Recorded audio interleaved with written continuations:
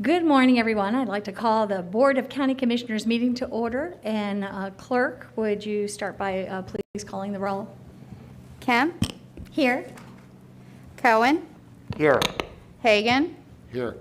Myers, Overman, Smith, Here. White. Here. You have a quorum. Thank you. And I know we have Commissioner White virtually. And Commissioner White, we are first going to have the invocation and pledge given by our chaplain, Commissioner White, and you are recognized. Thank you, Madam Chair. I'll ask that everyone please stand if you're able to for the Pledge of Allegiance, followed by the invocation. I pledge allegiance to the flag of the United States of America and to the republic for which it stands, one nation, under God, indivisible, with liberty and justice for all. Heavenly Father, I pray that you will guide this board, our staff, and stakeholders as we make important decisions for this county today. As always, I pray for our first responders and members of our armed forces. Pray that you will guide them and keep them safe each and every day. I ask for these blessings in your heavenly name. Amen.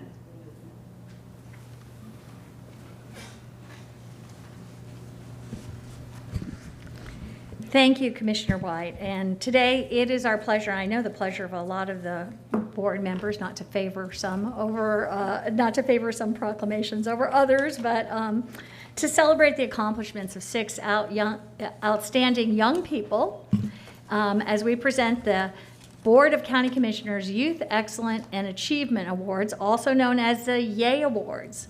This is the 11th year of our program, which was created. I know we have Commissioner Beckner here today. I think I might attribute this to him, but I could be wrong, to recognize young people's positive, I'm sure he'll comment on that later, positive contributions in areas such as academics, community service, athletics, and the performing arts. The recipients are joining us virtually, so we'll be able to see them and hear them as they accept their well-deserved honors. Our winners should have received their medals in the mail, and I hope they proudly display them today. I look forward to this ceremony every year. It warms my heart, gives me great hope for the future to see how much these young people have accomplished in such a short time. And before we introduce the honorees, I want to recognize members of the Hillsborough County Commission on the Status of Women. The Commission on the Status of Women does an outstanding job each year selecting the YAY Award winners. It must be a challenge to pick just 6 winners from all the wonderful nominees, and we appreciate your service. Is Commission Chair Lee Lowry with us? Yes, I am, Chair Kemp. Thank you. And thank you for a moment to just about our wonderful commission. The Commission on the Status of Women is a fantastically diverse group of women who represent a variety of organizations, viewpoints, and experiences. And I know on the call today I have a few fellow commissioners. In particular, I see Dottie Groover-Skipper, our human trafficking firebrand. We have Mindy Murphy from the Spring of Tampa Bay. We have retired Florida Supreme Court Justice Peggy Quince, one of our newest members. And I know I see Kelly Paris from the Children's Board. So thank you, ladies, for joining me. And I hope I haven't missed anyone. But to go on, the COSW was created by the Board of County Commissioners to study and make recommendations to the board on issues pertaining to the status of women, which include, but are not limited to, discrimination, employment, education, daycare, and healthcare. And then our recommendations are presented to the BOCC. And as Commissioner Kemp mentioned, one of our favorite duties is evaluating these YAY Awards. The awards are for middle or high school students, and we evaluate them based on 3 categories. The 3 winners in each category receive a small monetary prize from our organization, as well as recognition at a meeting like this, and they're fabulous medals, which I see they're all wearing. So this year, I think we could all probably get an award for success despite difficult odds. But these students are just absolutely outstanding, as Commissioner Kemp mentioned, and we're proud, and we're proud for the future. We know it's going to be fantastic. So congratulations to all of our winners today. Thank you again to the commissioners for their support of our commission. And back to you, Chair Kemp. Thank you, Chair Lowry. And all of our 6 honorees have demonstrated a special drive, determination, and commitment to our community that are critical for the next generation of leaders. And you're right, Chair Lowry, it has been a challenging year for us all. Too often we see not great examples of young behavior that make the news or get attention, while the young people who excel and do good deeds are many times not noticed. We take a different approach here in Hillsborough County. The young people who devote themselves to the betterment of the community through strong leadership and determined action will shape our future.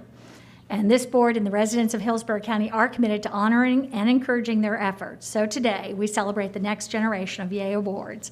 And there are 3 categories: leadership, volunteer or community service, and success despite difficult odds. 1 award in each category goes to a high school student, and 1 award in each is presented to a student in middle school. And I will now present the first award. The YAY Award recipients in the leadership category demonstrate positive impact on others in an ongoing endeavor, such as sports, academics, or the arts. Is Afton Kincaid on the call? Yes, I am. Great. Okay, good. Our first recipient is a true Top Gun in her academic studies at Stewart Middle Magnet School and in her passion for aviation. In addition to serving as a member of the Flight School Association of North America's Youth Envoy and the John Glenn Top Gun Academy, an honor society for STEM students, Afton is also the brand ambassador for the Tampa Bay chapter of Women in Aviation. During her spring break, Afton volunteered as a member of the ground crew at the National Senior Soaring Championship. Her love for aviation was recently recognized by Aviation magazine, as she served as a guest editor and author of the article My Path to the Left Seat. And she was a featured pilot in the documentary Fly Like a Girl. What an amazing young woman that you are. We're used to people learning to drive. So for her initiative and Go Get Her Drive, Afton Kincaid is the middle school recipient of the YAY Award in the leadership category. Congratulations. And would you like to say a few words? Yes. Yes, thank you everybody so much for this leadership award. It means so much to me. And I hope that my drive and passion can influence others to go for what they want to do in life. Great. Thank you so much. And we're going to be watching you as you fly in and out of Tampa Bay. And now we'll have Commissioner Smith present our next award. Our second winner, Shania Luke, is not able to attend today's meeting because she is taking her certification exams today. But we are fortunate to have photos of her for everyone to virtually meet this remarkable young lady. And there we are with the photos. I am happy to welcome her mother, who will accept the award on her behalf today. Is Shawnette Luke on the call? Yes, I am. Good morning. Good morning, Miss Luke, and thank you for sharing those wonderful photos. An honor student at Leonard High School with a 5.38 GPA, Shania is well known to her fellow students and teachers for her tenacity, compassion, and an infectious smile that brightens the day of anyone she meets. A track and field enthusiast since the age of 9, Shania has competed in high school meets as one of the team's captains, as well as throughout Florida in amateur athletic union competitions for the Phase 1 track club. As an animal lover, she is a member of the school's Future Farmers of America program and is striving to become a certified veterinary assistant by the end of her senior year. Additionally, Shania is a youth fire cadet with our own Hillsborough County Fire Rescue. She has learned CPR and other life-saving techniques through that outstanding youth outreach program. She also has participated in the Honor Guard for a local Veterans Day charity under the direction of former Buccaneers kicker Martine Gramatica.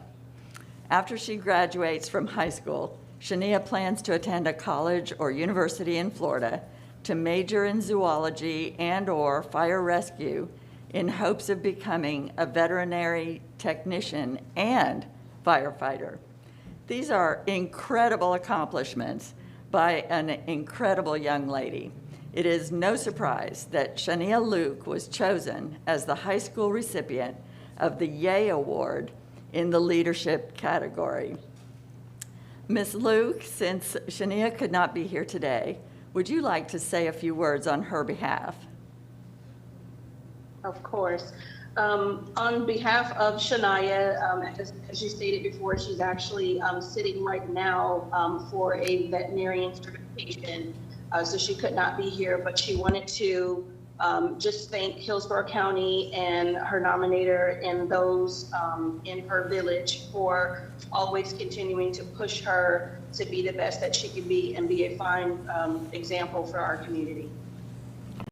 Thank you very much, and I apologize for mispronouncing her names. I went to great lengths to get people in communications to say her name for me, and I'm pleased to know it's Shania Luke, and we are honored to be presenting this award to her today and honored to have you with us.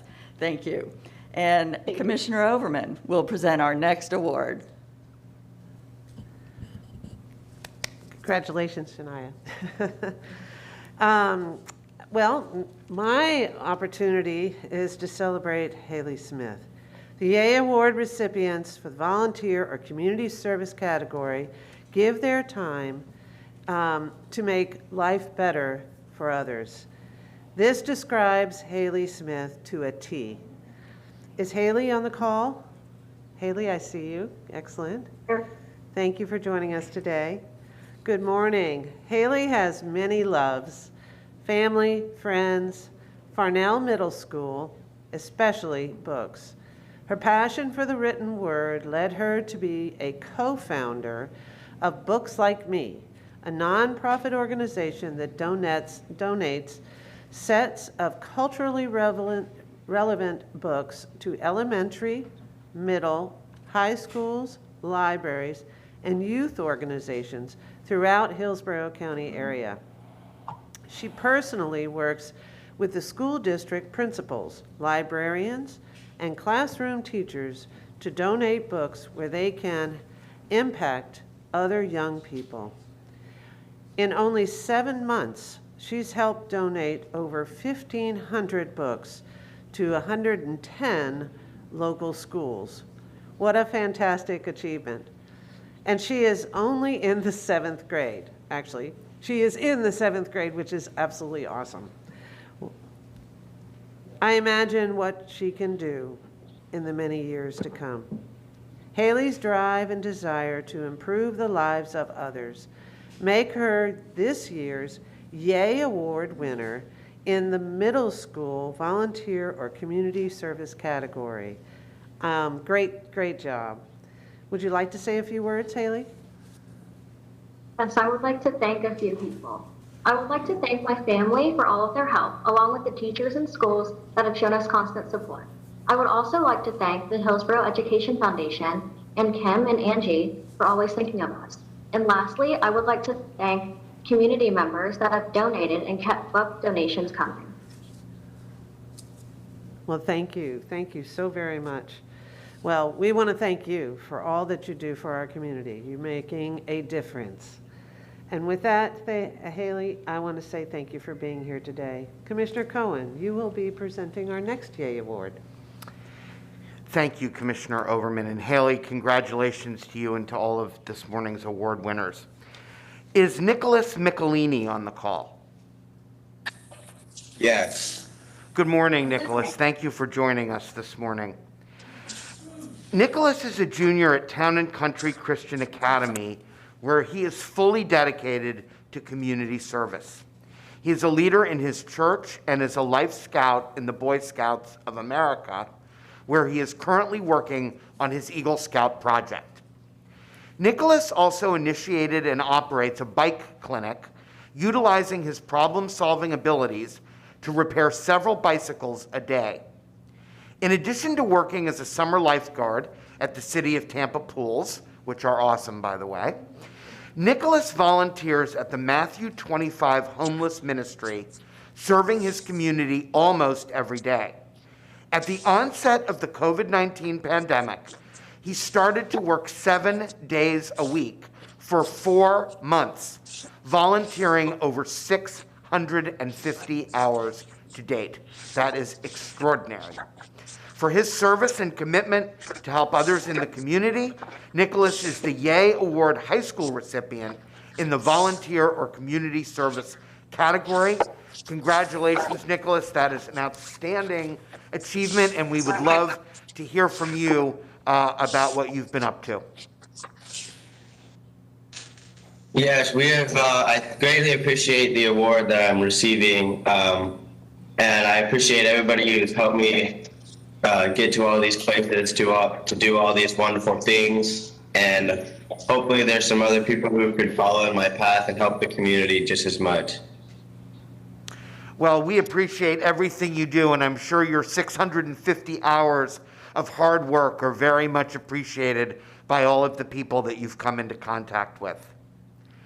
And with that, I am going to turn the program over to Commissioner Myers, who will present our next Yay Award. And thank you, Commissioner Coyne, and congratulations, Nicholas.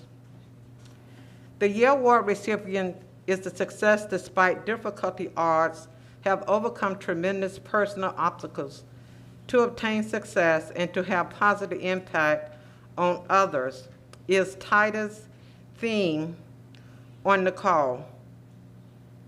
Titus, are you on the call? Yes, I'm on the call. Okay. Yes, Good ma'am. morning and welcome. Titus, a 7th grader at Burns Middle School, already has big plans to give back to his country, which he considers a land of many opportunities. Titus' parents moved to Florida from Vietnam in the early 1990s. Born in Tampa, Titus overcame language and writing challenges to become an award-winning student with a love of learning, especially about new and exciting things. In fact, he loves to write. Here are just a few of his achievements: Principal's Honor Roll, an award for citizenship, perfect attendance, and being a terrific kid.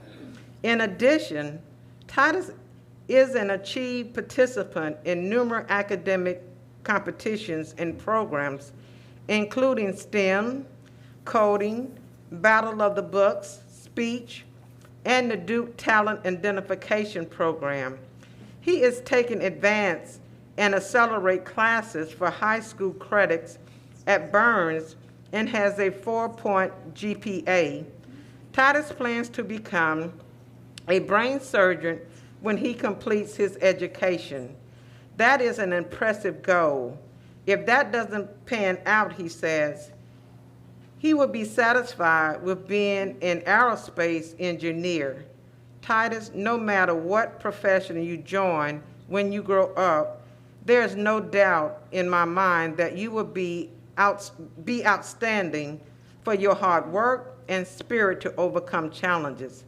I am proud to recognize you as the middle school winner in this success despite difficulty odds category. Congratulations, and I look forward to hearing your career. Would you like to share a few words with us this morning? Yes, I would like to thank the Board of County Commissioners and all the amazing people who run this program for giving youths the opportunity to have a spotlight in the community. Also, a big thanks to my parents for aiding my needs to overcome barriers that kept me away from learning so I can focus on my education and become successful. Though some obstacles we've encountered cannot be easily ignored, we have learned to operate with it, not to mention my amazing past and present teachers who have educated my peers, myself included. Again, congratulations. Commissioner Oman will present the final Yay Award. Thank you, Commissioner Myers, and congratulations. Is Jade Athena Stafford on the call? Hi, I'm here. Okay, great. Glad to see you here. Thank you for joining us. Jade Stafford of Valrico is an amazing young woman. A senior at Armwood High School, she has endured more hardships in her young life than many people her age, including the death of her parents and homelessness. Throughout all of this, Jade has persevered, grown in strength, and is now making plans to pursue a career in law so she can help other individuals and families who need support. When Jade's mom was ill, she took care of her physical needs, provided emotional support while maintaining straight A's. Jade learned much from her parents, who established and operated a food pantry at their church in Brandon. Jade was an eager helper at the pantry beginning at a young age, and her family's home was open to all who needed food, clothing, or other help. Jade grew up knowing the importance of love and giving, and she's continuing her parents' legacy and growing on her own. Jade, in recognition for your strength, hard work, and caring heart, I am happy to recognize you as the Yay Award winner in the Success Despite Difficult Odds category for high school students. Thank you for being a real difference maker in our community. I really do appreciate the perseverance you've shown. And would you like to say a few words? Hi, I'd like to say thank you to the Commission Board for giving me this opportunity, not only for me, but for others that are struggling with grief, and for students know that they're not alone and know that it's not over for them. I would like to say thank you to my friends and family for being there for me and giving me support through these hard times and teaching me that hard times make us stronger. And I hope that I will be able to influence anybody else that feels like going through a hard time is the end. Thank you. Oh, thank you. And thank you for your courage and perseverance. You obviously set a wonderful role model for many other students around you. And my best wishes to you as you continue your education and pursue your career. Make sure you stay in contact with us. I look forward to watching your success. With that, I'll turn it back over to Commissioner Kemp. And thank you. And that was quite a group of awards. Yes. Very, very wonderful. So we'll now present today's two recognitions. The first recognition will be presented by Commissioner Myers. You are recognized. Thank you, Madam Chair. Are the Community Action Board Chair Rosa Hill, Vice Chair Joey Henderson, Parliamentarian William Thomas, and Hillsborough County Social Services Director Audrey Ziegler with us today? Yes, ma'am. I'm Rosa Hill. This recognition is about action. Taking action for lower-income residents so they can be successful in their education and chosen career fields. Taking action to help their communities grow and prosper. And taking action to improve overall quality of life. This is what the Community Action Board of Hillsborough County does so well, and why it is so appropriately named. I am proud to celebrate this board in all its hard work and achievements by presenting the following proclamation in honor of Community Action Month. The proclamation reads, whereas community action agencies have been fighting poverty since 1964, when they were created as a part of the United States Economic Opportunity Act, and whereas these agencies put a human face on poverty, helping residents with lower income become self-sufficient, uplifting neighborhoods, and ensure all people are able to live with dignity. And whereas community action agencies are working with the state of Florida to help guide reform of the welfare system, a partnership that enhances both entities and benefit Hillsborough County residents.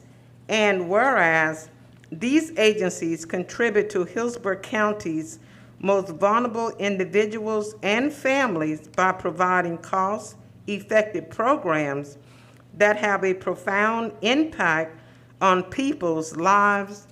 And whereas the Hillsborough County Community Action Board guides the development, implementation, and evaluation of community services block grant funds and programs that serves residents and communities in need.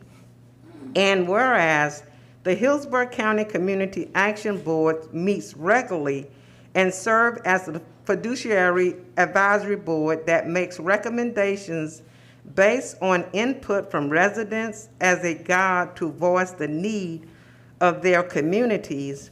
And whereas with the support of its Community Action Board, Hillsborough County promotes economic prosperity by providing opportunities for residents in need. Now, therefore, be it proclaimed that the Board of County Commissioners of Hillsborough County, Florida, does hereby declare May 2021 as Community Action Month in Hillsborough County, and urges all residents to recognize the Hillsborough County Community Action Board's efforts to improve quality of life and enhance economic opportunities for the region's most vulnerable residents. Executed this 5th day of May 2021, signed by all 7 commissioners. Ms. Rosa Hill, would you like to say a few words, please? Yes, ma'am. Good morning. Thank you, Commissioner Myers.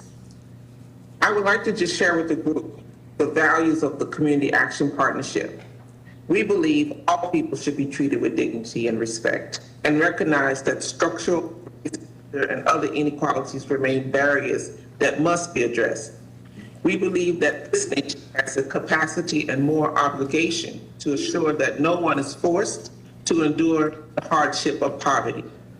We believe with hope, adequate resources, and opportunities, everyone can reach their fullest potential, and we are committed to achieve that vision. We pledge ourselves to creating an environment that pursues innovation, excellence through multi-sector partnerships and collaboration. Equality, respect, commitment, excellence, hope, community, innovation, and opportunity is what makes up Hillsborough County Community Action Board. I want to thank my Vice Chair, Mr. Henderson, parliamentarian, Mr. William Thomas, for being on the call with me, as well as the board members that are watching virtually. I also thank Audrey Ziegler, Director of Social Services, and the entire Social Services Department for their undenying support for this effort. We really appreciate everything. Thank the Board of County Commissioners for supporting this effort for more than 50 years in Hillsborough County. Community action has been in place. And last but not least, I want to thank our community partners for supporting us, as well as the volunteers throughout Hillsborough County. Again, thank you so much. We humbly receive this proclamation and this honor. Thank you. Our Social Service Director, Ms. Audrey Ziegler, would you like to say a few words? Good morning. Thank you so much, Commissioner Myers, and thank you to the Board of County Commissioners. And Ms. Hill and I should have compared notes because we had exactly the same things to share today. So I won't duplicate efforts here and thank the same group, but Ms. Hill has been an awesome board chair, especially during these trying times with all of the virtual work. And I do want to let the group know, since I'm going to pivot from my notes, and just let you know that this group did not skip a beat. They've met every month, even during the height of the COVID pandemic, when it first started last March. This is a very, very, very passionate group of volunteers. We couldn't ask for more. It's a working board. They typically have their hands dirty and they have a lot on their plate, and they're busy individuals, and they always make time for our Hillsborough County residents to become self-sufficient. This is one of the only anti-poverty efforts within Hillsborough County, and they do an amazing job. And I just want to thank them. And just one more thing I'll add is, while they did pivot this year and switch a lot of their funding and vote to change a lot of their funding to address the crisis as it relates to the pandemic, and make sure that people had what they need. They have been eager to get back to self-sufficiency work, education, employment, and training. And so I'm happy to say that the new budget coming, they've just voted and they have their wish, and so they'll be back on track with helping our individuals become self-sufficient. So I know that settles things with them, because it was quite the challenge to get them to understand that we had that crisis to address, because they're so focused on their mission of the grant. But thank you to every single board member, because you all dedicate so much time to working with the staff, and we absolutely could not do it without you. And you're an extension of us, and you're a great extension of us. So thank you so much, and thank you to all the commissioners and Ms. Wise and Mr. Harness for all of your support. And I would just like to add, thank you, Community Action Board, for all that you do. As in the community, I see all of you all signs inviting the community to come to your monthly meetings and to share their input. And again, congratulations and thank you to the Community Action Board of Hillsborough County for truly making a difference in countless lives.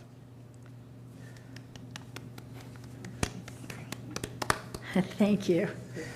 Our last recognition will be presented by Commissioner Smith, and Commissioner Smith, you're recognized. Thank you. And I understand Tampa Pride President Carrie West was having some technical difficulties. Have those been resolved? Yes, she has called in. Oh, great. And so he is on the call. Mr. West, can you hear us? Oh, Miss. Oh, sorry. I see Carrie West. Is he on the call?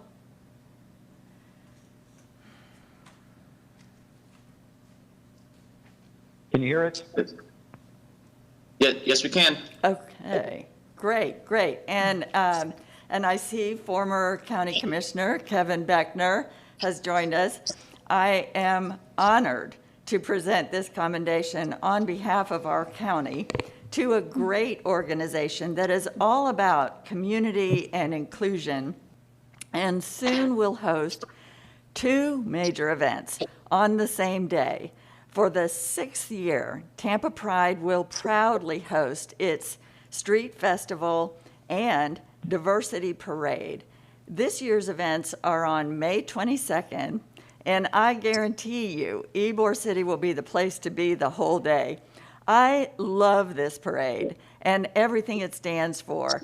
I always enjoy participating in this event because it's fun, it's family friendly, and it's a great way for us all to come together in support of human rights and diversity and inclusion. I'm proud of our county's support for this event, and I'm always heartened by the broad-based community support shown by the wide range of organizations and businesses that turn out with a visible presence to demonstrate that we are an inclusive community that welcomes diversity in all of its expressions. I'm very grateful to Carrie West and the Tampa Pride organizers and all of those who work so hard to make this a great community event in so many ways.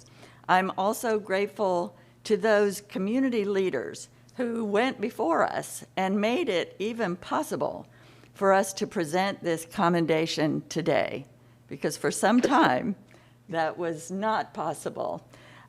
Former County Commissioner Kevin Beckner was a trailblazer for human rights in our community, and he worked tirelessly and courageously to move our county toward the goals of diversity and inclusion. That work is not done, but Commissioner Beckner, I hope you are proud to know we are continuing the work and building upon your legacy. In fact, today's board agenda includes an item I brought forward ensuring gender neutrality in all county communications. So now I'd like to read the commendation, and I believe the text, there it is, and it reads, "The Hillsborough County Board of County Commissioners is pleased to recognize the 2021 Tampa Pride Street Festival and Diversity Parade, family-friendly extravaganzas that celebrate Hillsborough County's LGBTAQ diversity, inclusiveness, and love of all people. Now in its 6th year, the Tampa Pride Street Festival and Diversity Parade are for the entire Hillsborough County community. Held in historic Ybor City, these 2 vibrant events on May 22nd will double the fun for everyone from morning through night. The Diversity Parade, with numerous colorful and creatively decorated floats, walking groups, and vehicles, will wind its way along Ybor City's major thoroughfares. The Street Festival will feature the Tampa Bay Pride Band, a wide variety of vendors, an artisan and craft show, community health fair, food alley, and Tampa Pride at Night festivities, including a concert. The day-long celebration gets better each year with exciting new additions. It attracts numerous groups, including religious, civic, and nonprofit organizations, students, government officials, and local and international businesses. This year's events carry even more significance, as this June marks the 5th anniversary of the tragedy at the Pulse nightclub in Orlando. The Tampa Pride Street Festival and Diversity Parade proudly promote the county's diversity and are sources of great community pride.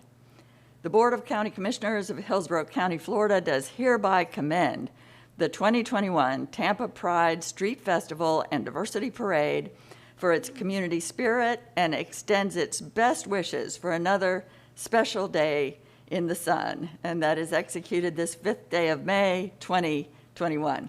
So, Mr. Beckner and Mr. West, I'd like to invite you to say a few words, and Mr. Beckner, let's start with you. Well, thank you, Commissioner Smith. And before I make my remarks about this commendation, let me just congratulate all of our YAY recipients. It is so great to continue to see our youth honored in our community, because we know that they are our future of the community, and they don't always get the recognition that they receive. So congratulations to all of our YAY winners. And Commissioner Smith, I want to thank you for your leadership in bringing this important commendation forward, and to all your work and the work that everybody has done tirelessly over the years in supporting policies and programs to promote diversity and inclusion in Hillsborough County. This commendation is quite significant because for those of you who have been in Hillsborough County since 2005, you may recall that in 2005, the Board of County Commissioners actually passed a board policy banning the recognition of and participation in gay pride events in Hillsborough County. And that was noted with a little g and little p. Well, thankfully, a lot has changed since 2005. The citizens elected its first openly gay county commissioner in 2008. This board reversed the ban on gay pride in 2013, passed the Comprehensive Human Rights Ordinance in 2014, established a countywide domestic partnership registry, and established a diversity advisory committee with LGBTQA representatives. And it's great, Commissioner Smith, to see that you're continuing to stress the diversity with the initiatives that you have done as well. But I also would really like to thank the committed efforts of the private sector, people like Carrie West, Mark Bias, John and Nancy Desmond, the members of the Gay Board Coalition, and too many more to mention, that the public celebration of Pride has returned, and our LGBTQA community is thriving, and it's because of the private sector and their work that they have done that we're able to have these types of celebration. So let me conclude by just saying that through this commendation, we must never forget our past. We must celebrate our accomplishments, but remember, as you mentioned, Commissioner Smith, there is still much more work to be done. And it's only by working together will we continue to make Hillsborough County the greatest place to live, work, and play for all people. So happy Pride, and I hope that everybody comes out on May 22nd to safely celebrate the diversity of our community. Thank you. Thank you so much, Commissioner Beckner, for joining us today to provide that important context and history for the progress that we've made and are celebrating and the work that we are continuing to do. Thank you for joining us. And Mr. West, would you like to say a few words as the president of Tampa Pride today? Yes. Thank you very much, commissioners, all of the commissioners. Something I would like to say is that all of you, the commissioners, should be more than proud. This will be the first Pride in the United States for 2021. All across the United States, they are looking at Hillsborough County. They're looking at the commissioners and all the work that has taken place by the volunteers in putting Tampa Pride together for 2021. We greatly appreciate all the efforts and all the work that's being done. We know that we will be seeing all of you as you are welcome to be in the Tampa Pride Diversity Parade coming up on May 22nd. Thank you very much for this proclamation. All of us, you're going to have a great show with great entertainment. We're bringing top entertainment. It's a family-friendly community health event and safety and celebrating all the LGBT, and all we're part about is the champions of Tampa Bay and all the creations that this great community has to offer. So we take our hats off to you also, commissioners. Thank you to everybody. We will see you in Ybor City on the 7th Avenue and all over Ybor City, May 22nd. Thank you for this honor. And thank you very much, Mr. West, for all your work and your organization's work and all the partners that help our community celebrate Pride. And thank you for joining us today. I will definitely see you May 22nd in Ybor. Thank you. Thank you all so much for being here. Things have changed incredibly over the last decade. So I want to thank all our recipients for joining us today and for everything you do to make Hillsborough County one of the sweetest places to live in the state of Florida. So thank you all. And with that, Ms. Wise, we'll move to changes to the agenda. Thank you, Madam Chair. We have one item that is deferred to May 19th, which is item A22, which is to approve a contract for the sale of land for the Van Dyke Road widening project. At 10 o'clock, we have item G1, which is to receive a report from the county administration and the county attorney's office regarding the transportation surtax 2021-2022 timetable. At 10:15, item E1 is emergency management operations related to COVID-19 and the local state of emergency. At 10:45, item B3 is to review an appeal of the hearing master's decision regarding a protest of the county's notice of intent to award contracts for ongoing and as-needed professional engineering services related to watershed modeling updates, development review, and other stormwater-related services for the engineering and operations department. At 10:45, item B4, if the board affirms the hearing master's decision regarding the protest, to select 3 highest-ranking and best qualified firms and authorize staff to negotiate 3-year agreements. At 11:30, item G2 is to receive a report regarding privately initiated text amendments to the comprehensive plan. Those are the changes to the agenda. Thank you. Move approval. And Second. we have a motion to move approval by Commissioner Overman and seconded by Commissioner Myers. And I'm so sorry. It looks like, I don't know, Commissioner Hagan and Commissioner Smith, did you have your hands up to speak to this? Okay, Commissioner Hagan, you're recognized. Yeah, I just had a question for Bonnie. Why was 822 deferred? Commissioner Smith actually had several questions related to the project, and they were numerous, and so we couldn't get them all answered in time for today's meeting. It will not impact the timetable. There is still sufficient time if we take this to the next board meeting to continue with the purchase of the land. Okay. All right. Appears to be a pattern of Commissioner Smith having concerns with District 2 projects. Just wanted to point that out. Thank you. Commissioner Smith, you're recognized. Thank you. I am glad that staff is deferring A22 and just want to say thank you for that, as this will give me time to get several questions answered and highlight what Ms. Wise said, that if there are other commissioners with any questions, this would be a good opportunity to get the answers, as there seems to be a bit of a time crunch to get a decision made in May. Okay, thank you. And so we have a motion to approve by Commissioner Overman, seconded by Commissioner Myers. And if we could have a roll call vote? Kemp, Yes. Cohen, Yes. Hagan, Yes. Myers, Yes.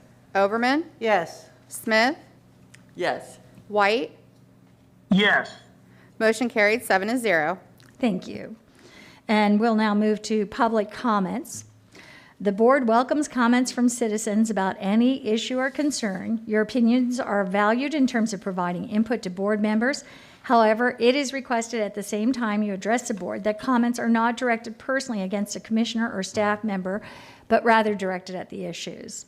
This provides a mutual respect between the board members and the public. The board has set aside a 45-minute period in the morning immediately following changes to the agenda for public comment. At the discretion of the chair, the board may again hear public comments at the end of the meeting. Anyone who wishes to speak during the meeting will be able to do so by completing the online public comment form found at hillsborocounty.org/speakup. And you will be required to provide your name and telephone number on the online form. This information is being requested to facilitate the audio conferencing process. The chair will call on speakers in the order they have completed the public comment form. Prioritization is on a first-come, first-served basis. An audio call-in number will be provided by participants that have completed the form after it's received by the county. All callers are muted upon calling and will be unmuted in submission order. After being recognized by the chair, up to 3 minutes are allowed for each speaker.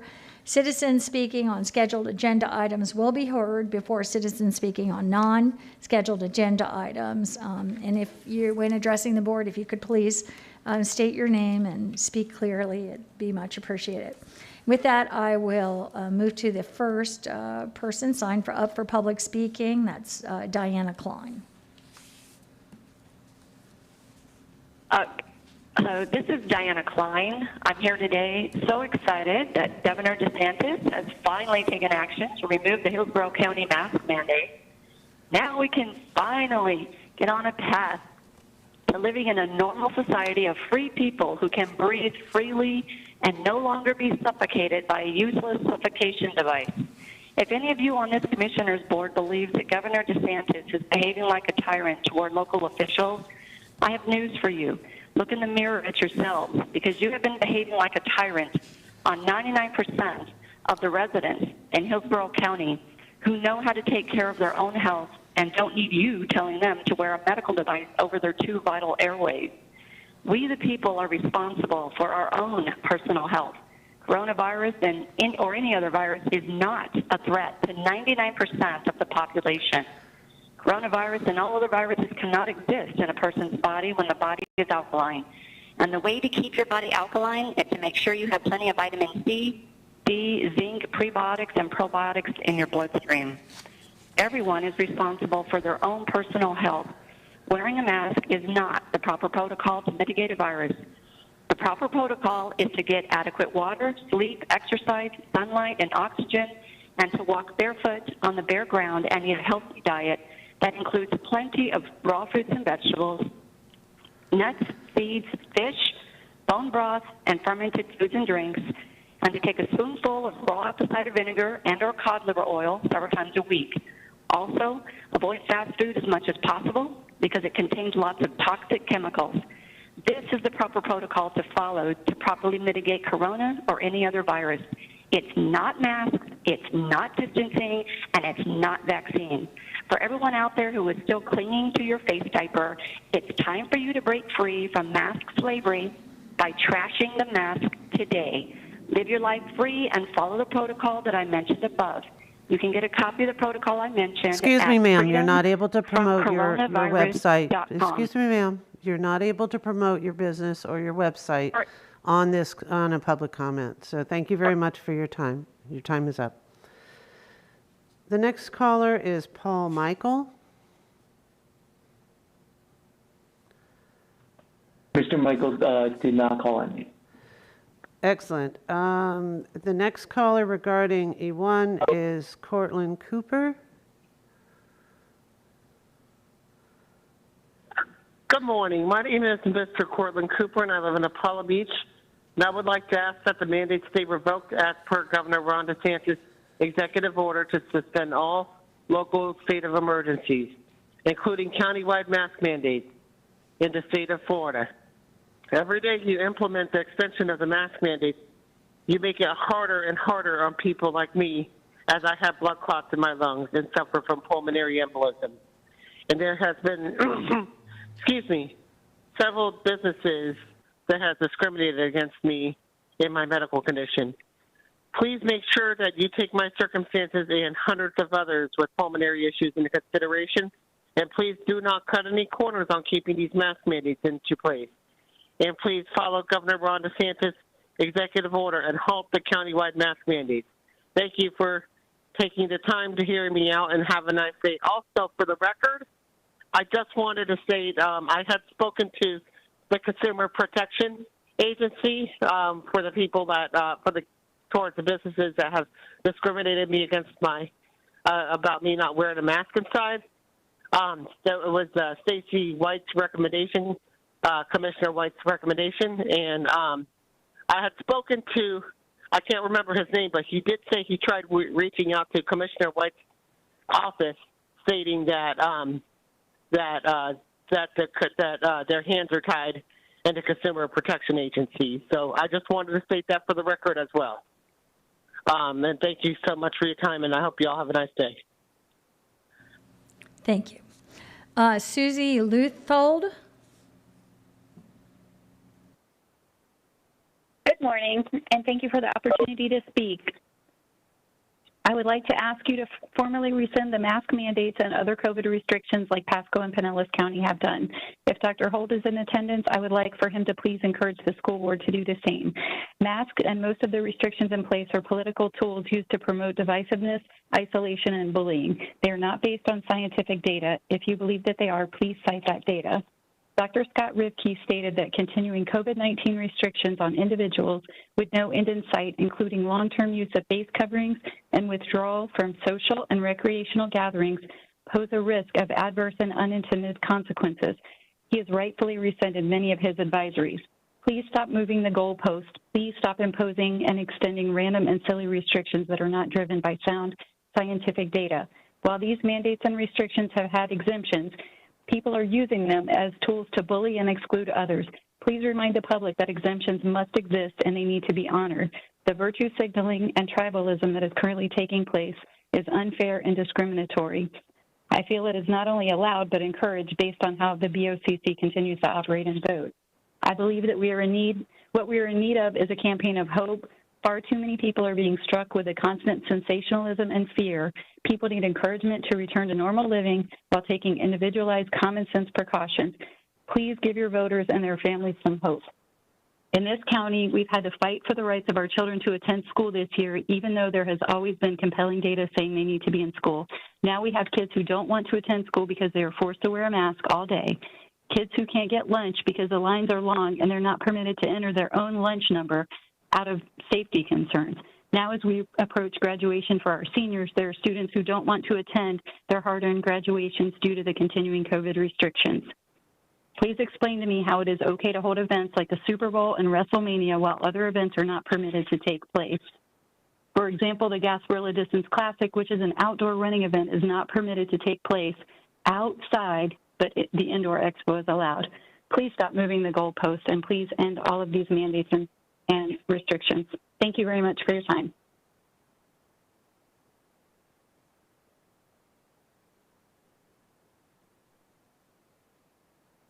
Thank you. Michelle Giles. Hi, my name is Shelley Giles. I've lived in New Tampa for 18 years and then been involved with New Tampa Players since 2004. I wanted to say that the arts bring people together, and therefore New Tampa and its surrounding area would greatly benefit from a community-centered performing arts space. Specifically, New Tampa Players would benefit from having a permanent home for its many programs. One important program I'd like to highlight is NTP's work with Title I schools in our area. The last 4 or 5 years, NTP has assisted the musical, theater, and drama departments of Freedom High School, a Title I school located in New Tampa. Like many Title I schools, Freedom has young, enthusiastic teachers who do not necessarily have the resources and connections of more established teachers. NTP has costume shows, supplied body microphones, and provided volunteers to share expertise and support. NTP is a resource for Freedom, and the teachers and students know they can count on NTP to help out. NTP has also assisted Muller Elementary in the university area, which we consider an important part of our larger community, as many university area students attend New Tampa schools. Our volunteers working side by side with young Muller Elementary students to pass on knowledge and establish relationships is very special and builds a sense of community. As our school district cuts arts programs, it is up to nonprofit community theaters to provide arts opportunities. NTP has a track record of engaging all members of North Hillsborough community and beyond by providing programs at no or low cost to participants in accessible locations. The building of the New Tampa Performing Arts Center would ensure NTP's ability to continue to provide high-quality, accessible arts programs, and I encourage the board to approve the funding for this project. Thanks. Thank you. Derek Baxter. Hello, yes, my name is Derek Baxter, and I am the Artistic Director at New Tampa Players, and I just wanted to take a moment to speak about our programming at New Tampa Players and what the New Tampa Performing Arts Center would do for us in the community. We present numerous diverse shows a year with casts of upwards to 50 people of all ages, races, socioeconomic backgrounds, religions, creeds, and abilities. Our current space that we have had to downsize to will not be able to handle cast sizes that large, and is severely limiting our ability to include as many community members as we have done in the past, including in our Penguin Project, a theater project for youths with varying abilities and at all points on the various spectrums.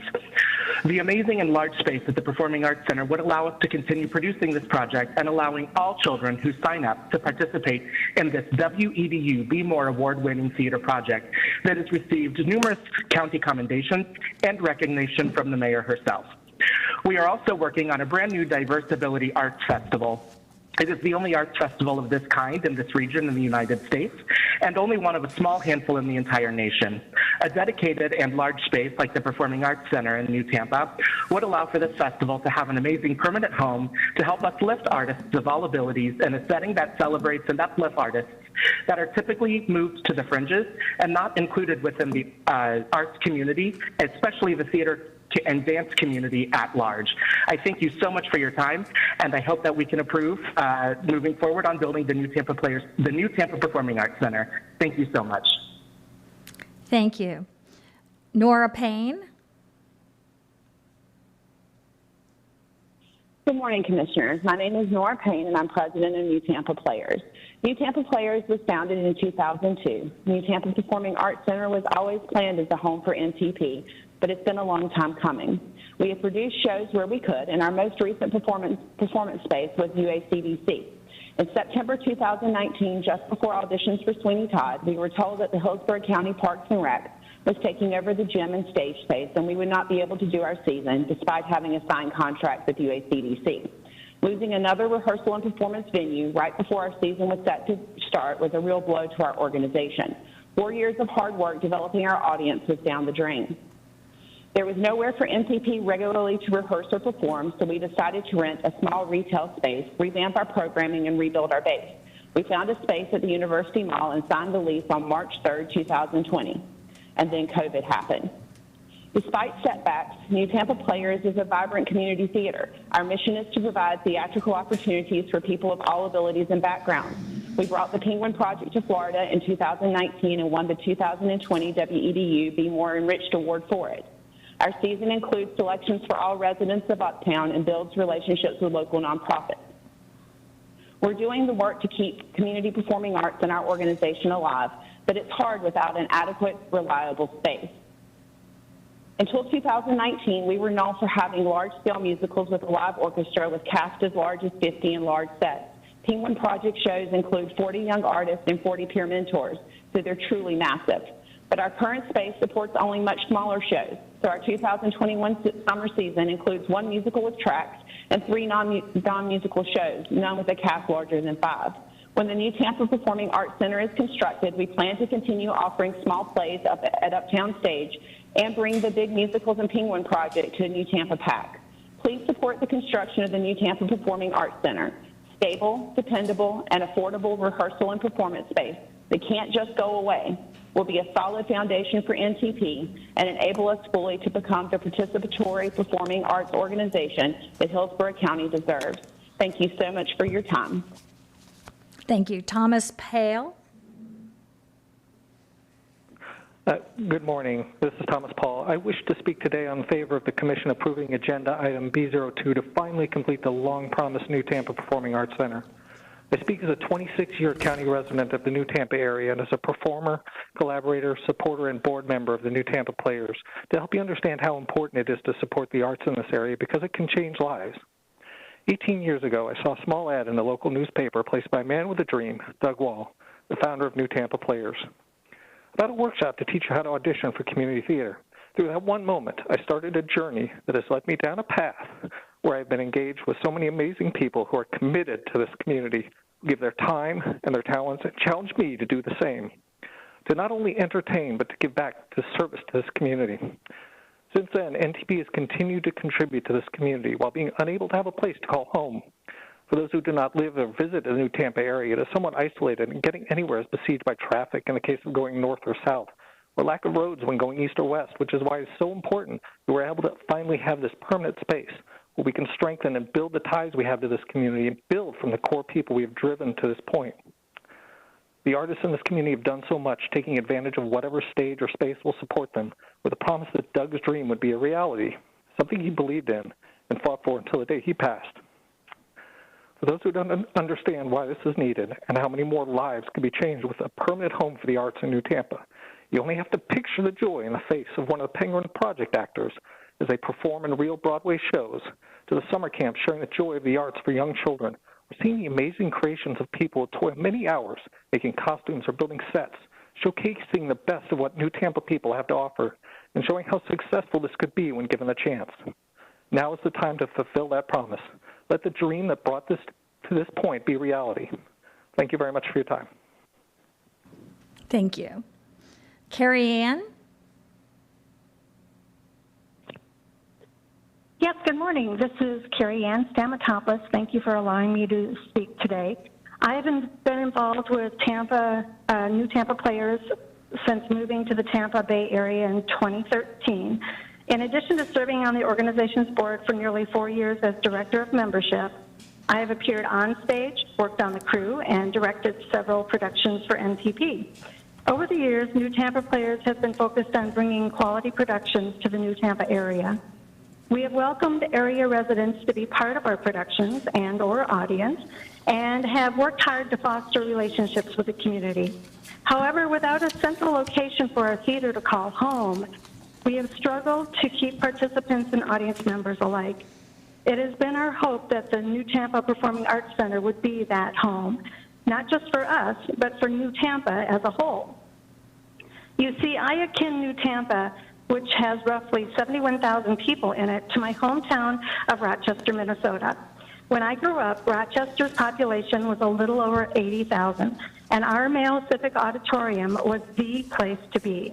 It was a place to take ownership in, part of our identity, and it gave us a sense of belonging, a sense of home.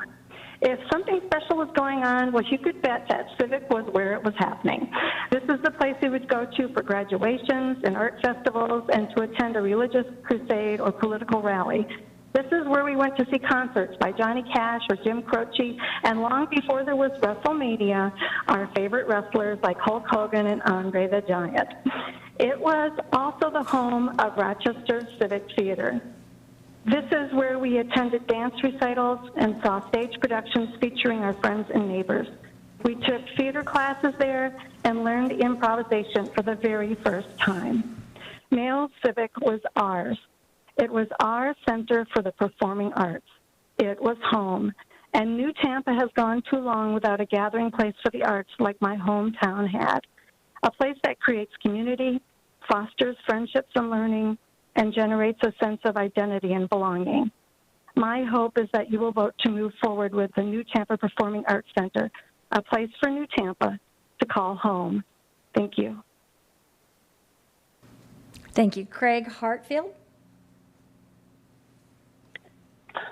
Good morning. My name is Craig Hartfield. I was a member of the founding board of the New Tampa Players when it was formed in 2002. A dear friend of mine, Doug Wall, assembled a board with the goal of starting community theater serving the people in the New Tampa area. It was Doug's vision to have a performing arts center in New Tampa, with the New Tampa Players as its resident theater company. I've been fortunate enough to be involved in over 12 shows with the New Tampa Players as an actor, director, and stagehand, including their first show, They're Playing Our Song. The company has always strived to create both quality productions and a sense of community among its cast, mates, and crew members.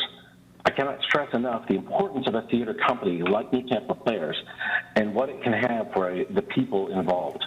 Personally, I've been involved in theater since I was in 6th grade. When I was a teen, one of my brothers had a close head injury.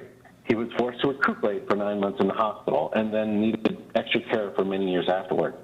My parents truly had their hands full with the situation, and at that time, as a young teen, I found my solitude in the halls and on the stage of my community theater. Much like being involved in a local sports team, community theater brings together a diverse set of people and creates a sense of teamwork and camaraderie. Additionally, the nature of community theater being multi-generational allows young people and old people alike to work together through a process toward a goal. Whole families can bond together in a stage production as cast and crew members.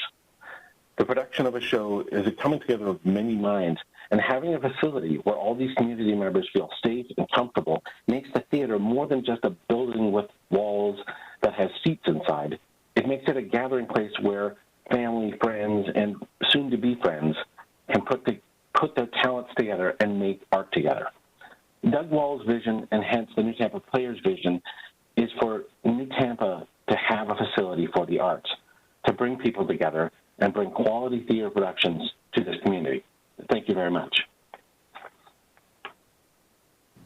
Thank you. Tavia Shaw? Good morning, Commissioners. My name is Tavia Shaw. I'm a resident of Hillsborough County. I am speaking to you this morning in support of the proposed New Tampa Players, the New Tampa Performing Arts Center. I am the mother of 2 special needs children. The New Tampa Players Community Theater Group sponsored a chapter of the Penguin Project. The Penguin Project is a performing arts program for children and young adults who have special needs. Their goal is to empower children with special needs through theater. My children, both of my boys, greatly benefited from this program. But the New Tampa area, New Tampa Players need a performing arts center. The New Tampa Players worked very hard to put on these productions for our children. However, they are in desperate need of rehearsal space and performance space. It takes more time and more room to teach these students, these special students who are deserving of the same opportunities as their typical peers, to put on these productions. The New Tampa Players oftentimes rely on other theaters, schools, or community centers to provide enough time and enough space to support these very special children, but oftentimes these venues are not always reliable.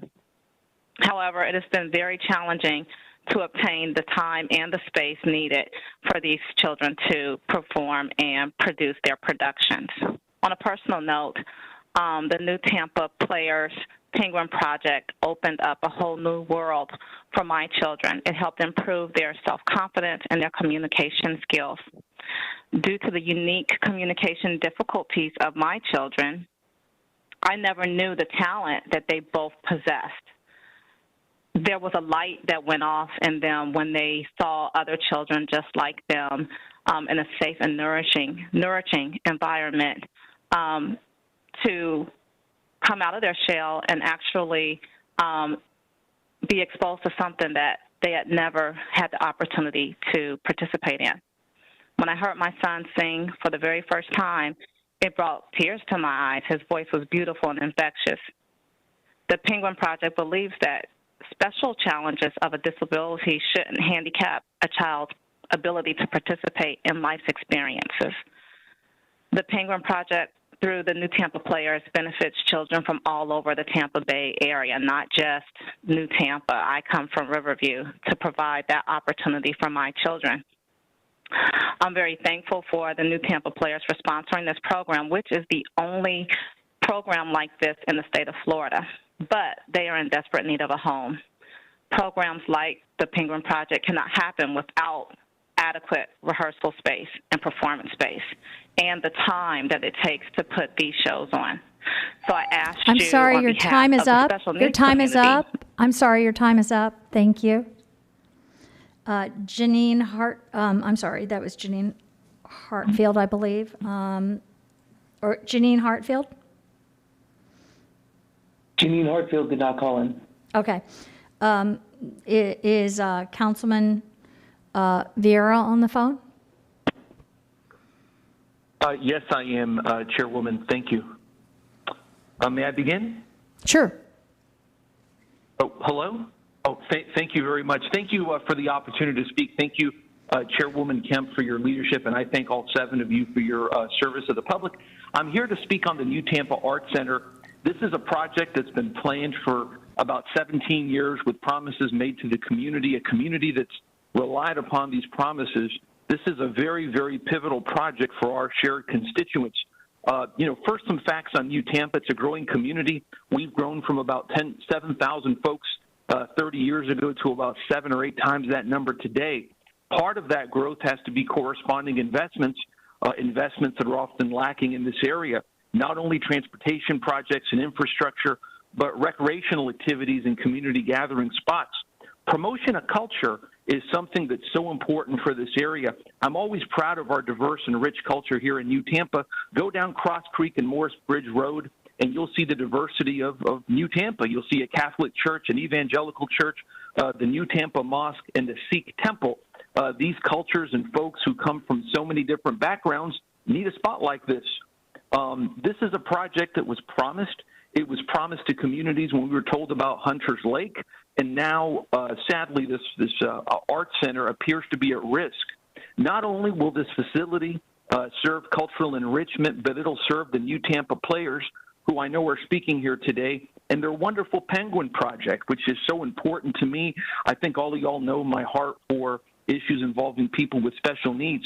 I also wanted to clarify something that is really, really pivotal, which is the city's role in this.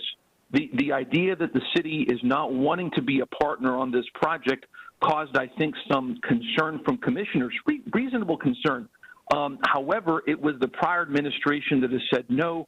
I've taken the lead in speaking with the Castro administration on this, and there's a process for capital investments, and I'd say the outlook for this is very stellar, and I'm confident of support for this, and I'm glad to say that publicly.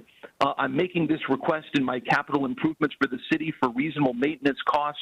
I've already made this request through City Council, and it passed 7-0 as a request, and I'm willing to bet a lot of money that it'll go through, and the outlook is stellar. Y'all received a note from Dennis Rajero, our CFO, indicating that the New Tampa Performing Arts Center is an ideal candidate for this application and funding. So I'd say that that's an outlook on reasonable maintenance costs that you can take to the bank. And I'd be glad to come back in September or so and update this body on this if need be. Another really important issue, if I may, is on the county versus city residents, because there's a long, long history on this that includes city investments. Back in 2004, numerous exchanges were made. I'm sorry, Councilman, your time. I'm sorry, your time is up. Oh. Councilman Vieira, sorry. Oh. Thank you. May I have 20 seconds just to finish a point, if I may, Chairwoman? Very hello? quickly, please, because. And I thank you. Just long story short, the New Tampa Recreation Center was created that services both county and city residents, and this is a similar idea which will serve both. I thank everybody for your service, and thank you for that time, Chairwoman. Thank you. Thank you, ma'am. Thank you. Tara Stabile. Thank you, Commissioners. I hope you're doing well. I'm here to voice my support for the continued development also of the Performing Arts Center as a New Tampa resident. I recall attending several community meetings about the proposed development and at first had some concerns because, in my opinion, New Tampa did not need another strip mall. We needed something different, something to continue to build our community and to enrich the lives of our residents.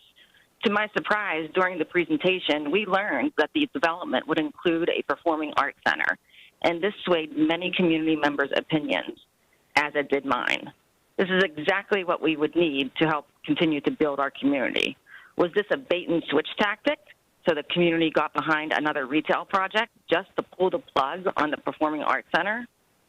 Our community knows this $7 million investment in New Tampa will provide access to the arts and entertainment and build a sense of community, which are all badly needed in New Tampa. The Performing Arts Center will be a regional asset serving both city and county residents. This project promises to be a centerpiece attraction for New Tampa at a time when economic development and activity are shifting north. Please vote to support this investment in our community. Thank you. Thank you. Diana Diaz?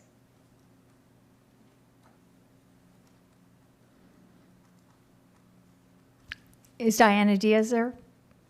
Diana Diaz. Yes. Yes. Hello. Go ahead. Hello, everyone. My name is Diana Diaz.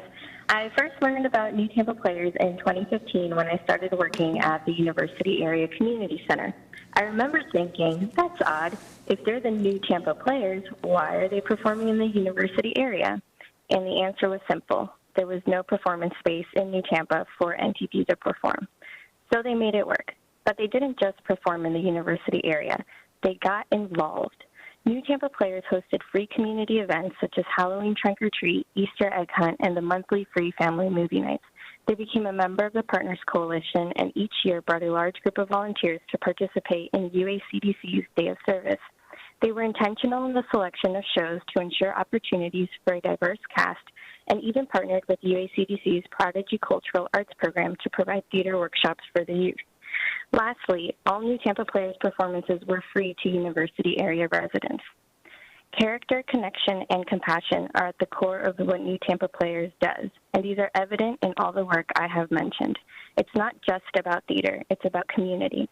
In 2019, changes to rentals at the community center made it difficult for New Tampa Players to continue using the space.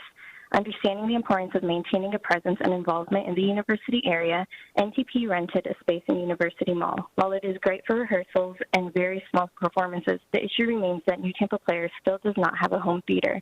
This brings us to today and the importance of constructing the New Tampa Performing Arts Center.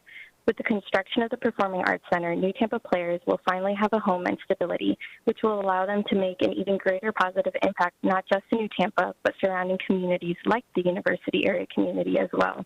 It is my hope to receive your support to move forward with the construction of the New Tampa Performing Arts Center.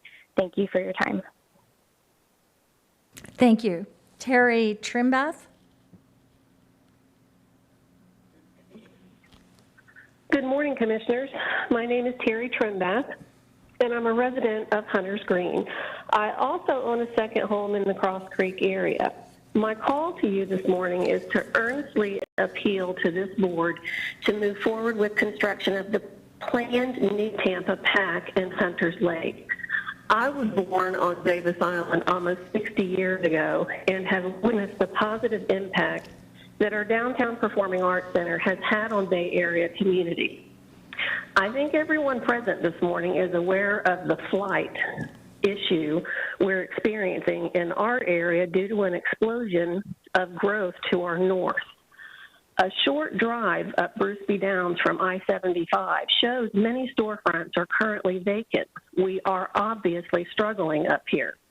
I firmly believe in the term build it and they will come. Arts and cultural organizations are engines of community development and cohesion. Additionally, creativity, originality, and initiative is the number 3 in-demand skill predicted for 2022. Commissioners, the timing is not off. The timing is perfect. This PAC is a lifeline to a seemingly forgotten zip code in this country. Please demonstrate your support and investment in our neighborhood and finish the project.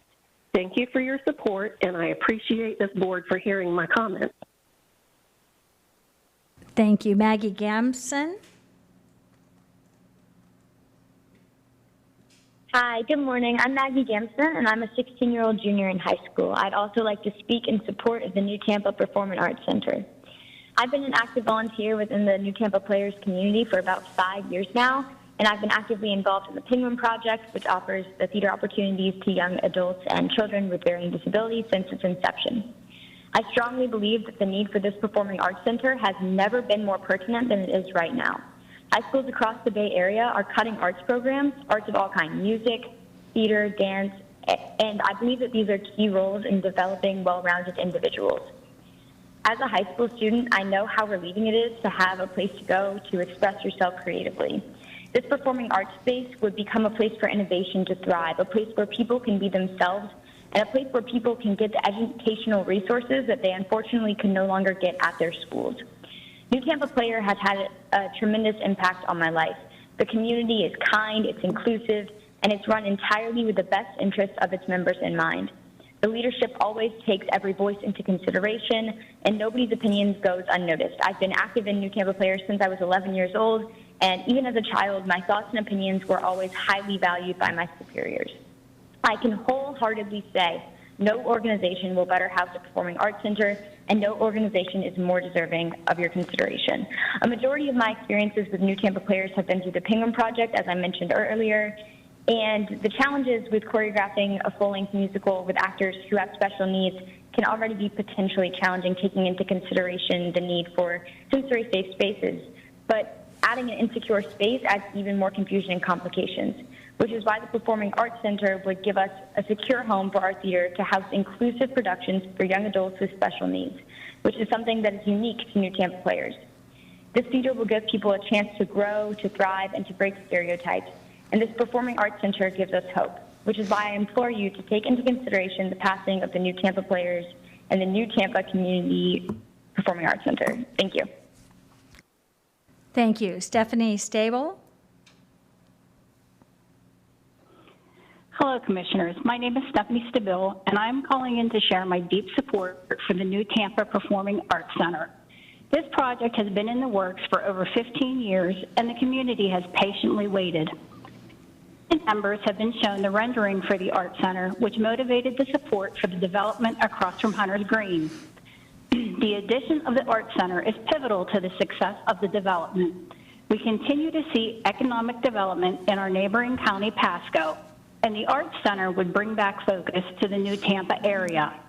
This investment is worthwhile and one that will help bridge our community and continue to enrich our lives of the New Tampa residents of all ages. Please vote to approve the New Tampa Performing Arts Center. Thank you for your support.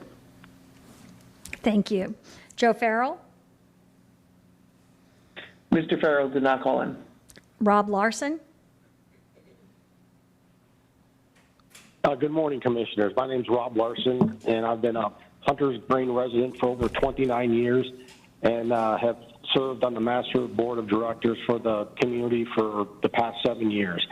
I'm here today, this morning, to ask all 7 of you to vote yes on item B2 and complete a project that the county board has already started. Through numerous meetings, phone calls, letters during this process of Hunters Lake being developed, a lot of us had main concerns of small stores and another apartment complex. Well, to our surprise, the Performing Arts Center was going to be the heart of this new center. And without it, it basically dies. And so what we're asking you this morning here is for everybody living in New Tampa, which makes up the zip code 33647, which you all know that 33647 is the most populated zip code in the county and is one of the top 10 most populated in the state of Florida. It is definitely one of the most diverse communities in our county as well. The New Tampa Performing Arts Center is obviously almost 20 years in the making, and this is one of the final steps, funding the contract for construction. It's just not a building where a few shows will be made. It has ramifications for New Tampa beyond that. They're not just cultural aspects, which alone are important, but educational opportunities for our children and economic development possibilities for those who live there. Above all, the center is going to be one of the ties that bind the community in 33647 and its various neighborhoods together. There are something and opportunities for every person in New Tampa, regardless of their age, economic situation, race, religion, or gender, in going forward in building the new Tampa Performing Arts Center. Excuse me. County staff recommends it. They told you within the budget. The people of New Tampa, all 70,000 of them, want this. Building the new Tampa Performing Arts Center will be good for New Tampa, Tampa, and Hillsborough County. I'm urgently asking all of you to please vote yes on item B2 and build a center. Thank you much for your time. And with that, we end our public comment. Thank you all so much for being present this morning and speaking to us about the issues on the agenda. And with this, we will move to the consent agenda. Do we have a motion to move move consent? Move for approval. Second. We have Commissioner Myers, seconded by Commissioner Smith. If we could have a roll call vote, please. Kemp, Yes. Cohen, Yes. Hagan, Yes. Myers, Yes. Overman, Yes. Smith, Yes. White. Yes. Motion carried 7-0. Thank you. And with that, we'll move to our regular agenda. Ms. Wise. Thank you. We'll move to the 10 o'clock time certain, item G1. This is an item that Commissioner Myers asked us to bring back, is to receive a report from the county administration and the county attorney's office regarding the transportation surtax timeline. And Ms. Beck will present this item. Thank you. Actually, good morning, Commissioners. Sam Hamilton will walk us through the timeline briefly, and then we'll be available for questions. Great. Thank you. Good morning, Commissioners. Sam Hamilton, County Attorney's Office. Very, very briefly, you have the timeline before it's probably the most critical element I just wanted to reference, and as Ms. Beck said, we're obviously here for questions, would be if the board decides to move forward with the surtax and put it to referendum next year for the November 2022 election, we would point out that the time frame indicates that all steps involving the enactment of an ordinance to call for the referendum on the matter would need to be in place roughly by the end of April of 2022. And that really is the primary reason for that, is just to ensure that the process under state law for the audit at the state level is conducted timely, because that's imperative under state law. So with that, certainly can answer any questions. Great. Thank you. Do we have any questions at this time? I don't see any. Madam Chair, I have my hand raised. Oh, I'm sorry. Excuse me. Okay. Commissioner White, we'll let you, then I see other commissioners in the queue here too.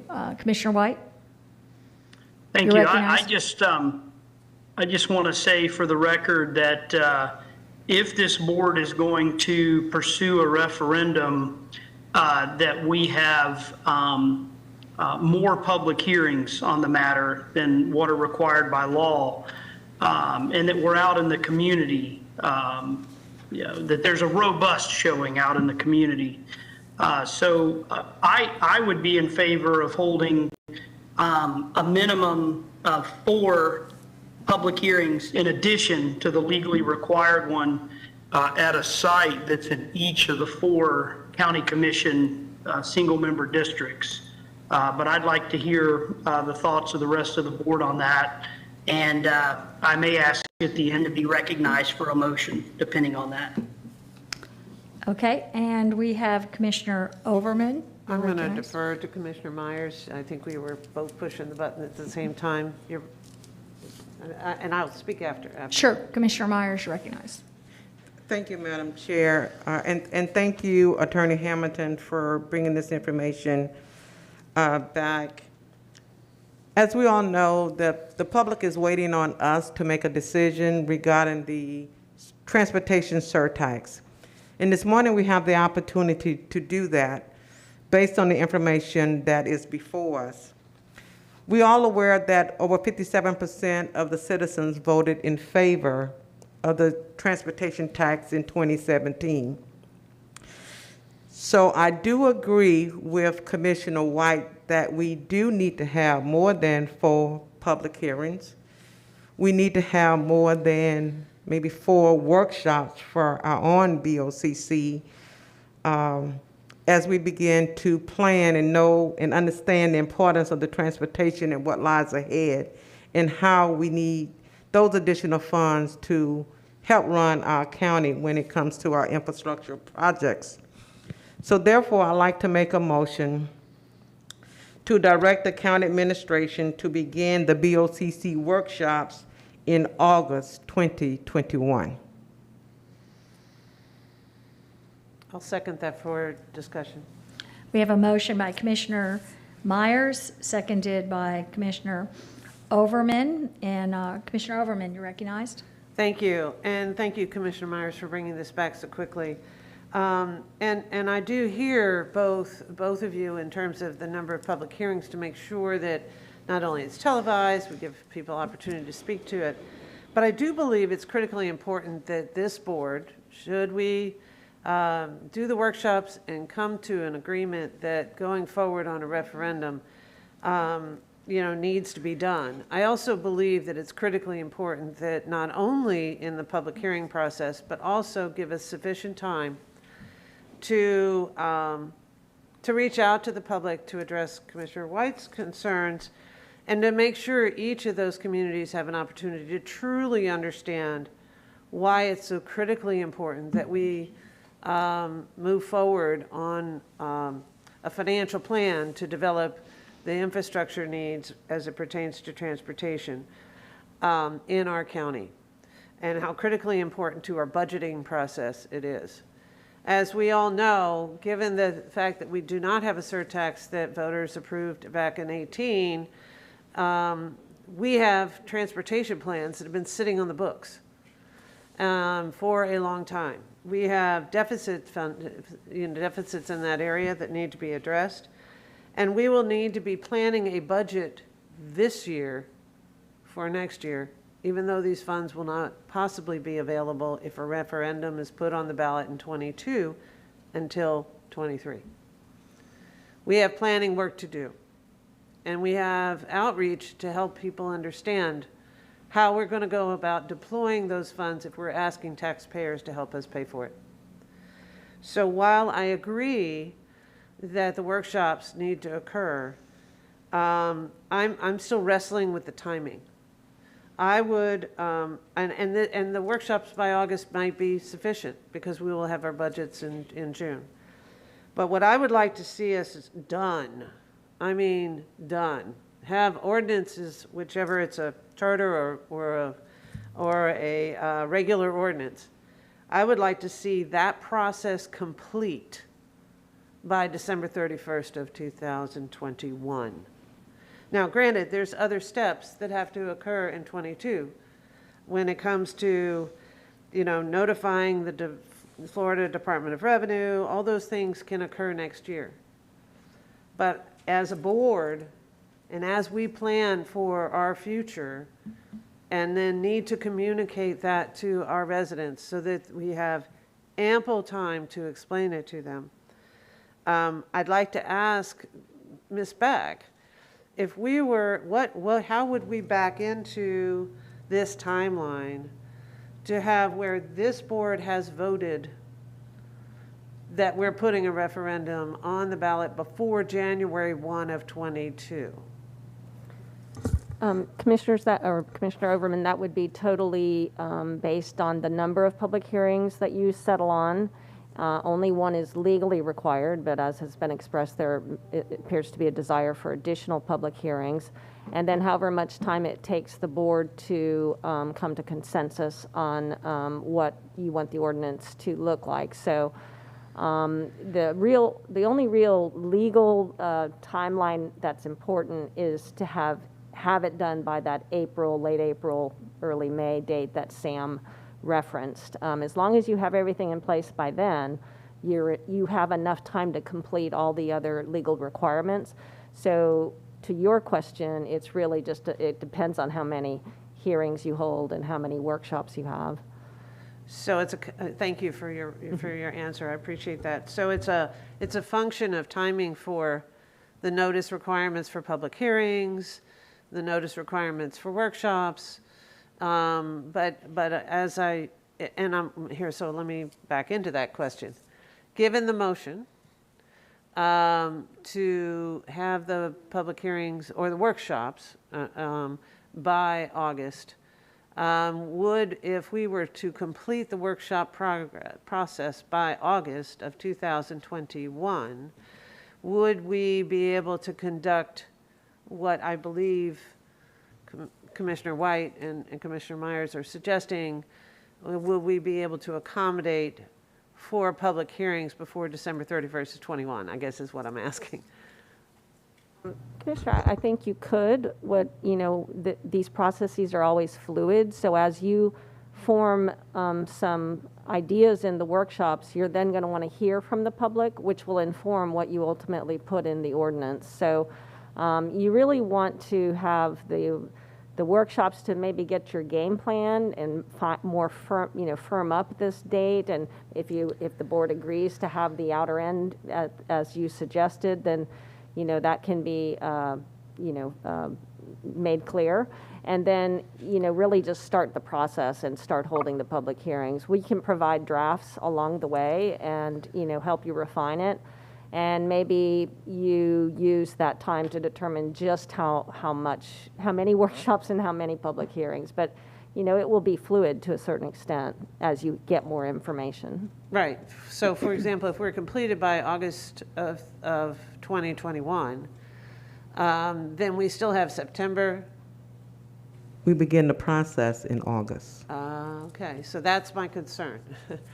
If we need to have 4 public hearings, we could do September, October, November, December. If we were to want to try and hit the goal of being completed in our process and our commitment to whatever the plan looks like by December 31st and have an ordinance ready to go. And that's my goal. So I'm trying to figure out with staff and with the board, can we do that if we haven't really discussed what we want before August? And that's my concern. So I'd like to see if there's any comment or discussion about that, to see if there may be a need to entertain an either amendment or a substitute motion. Commissioner Cohen, you're recognized. Thank you very much. First of all, Commissioner Myers, thank you very much for your leadership in bringing this up. Obviously, the sooner we start talking about it, the sooner we can get to work. I want to remind everyone of a couple of things. The first is that we are going to be finishing the budget in September. The other is that we have the Wimauma and Baum issue, which is taking up time in terms of evening meetings. And I really think we owe it to that process to complete it. My understanding is it has to be completed by September in order to go to the state and be finished by the December 31st deadline. So I agree completely with the spirit of what you're saying. I wonder if January 1st is just a little bit too aggressive. My thought, I totally agree with at least 4 public hearings. I think 1 in each commission district at a minimum would be excellent. But I guess that, and I do think we could probably start end of August, beginning of September as we wrap up the budget and hopefully the Wimauma and Baum thing. I think the most important thing is that we get this right. And if we can start the process in the fall, I think the key is just to get it done as quickly as possible after the new year, recognizing what some of our other calendar constraints are. I am totally prepared to support whatever this board wants to do. Well, we can have as many meetings as you guys want, as much public input as we can find the time for. And I mean, I think a lot of us are already on record as saying that we very much want to see this move forward. So I don't think there's any secret about the fact that we have the support on this board to do it. And, whenever you decide, just remember what some of those other other things that we're working on that have to be finished, how they affect the calendar. So that's all I have to say. Thank you. Thank you. And Commissioner Smith, you're recognized. Thank you. And I also want to thank you for bringing this forward. We do need to, begin thinking about how this is going to work. It's a big undertaking, and we do need to involve citizens throughout the county, as Commissioner White said, in order to get their input and buy-in and support. Otherwise, it'll all be for naught. And to understand what this, what the community wants to vote for in this regard. Now, I heard your motion being for workshop, so I just want to, as I'm thinking about everything everybody said about the timing, and I agree with Commissioner Cohen that it's more important to get it right than to get it fast. And to that end, I would suggest thinking of workshops before hearings, and maybe even, rather than 4 public hearings in each of the districts, for town hall meetings, for workshops. May not be necessary to go all the way to public hearings and at each thing, but be having these conversations with ourselves and with the public along the way. So just a little food for thought. And Commissioner Overman, you're recognized. Thank you, and I'll keep this short.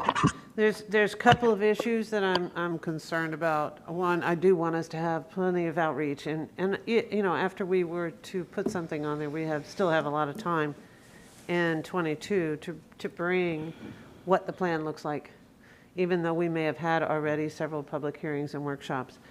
What I also know is, we run the risk of an effort to address our powers to be able to put things forward. Home rule has been a real problem to hang on to. And January 1 is a retroactive date that seems to be always in the minds. So one of the reasons I was considering making sure that we had at least our decision and our ordinance legally put into place, with asking the voters to do it by December 31st, is to avoid that January 1 date. But if it is the board's pleasure to take that risk, we'll take that risk. And we can always decide that later if the workshops begin by August. But I am concerned because we've seen several areas of the way we operate being, and other counties have seen it too. So I'd like to make sure that we have the best opportunity for success, that we have an opportunity for voters to see it done, and recognize that there's the potential risks associated with the change in the way the vote has to happen. So I just wanted to make sure that we were addressing those issues as we move forward. So I'll stop there and support the motion. And Madam Chair, my hand's up again. I don't know if you can see it. I'll call you in a minute. I was sorry. I was ready just to speak a little bit to this, and I'll call you. And I'm just thinking about what I hear from everyone. If the state legislature is intent on destroying Hillsborough County's opportunity to provide any kind of minimal decent transportation, then they can set it back to any date they want. So I really don't think that should be a driver.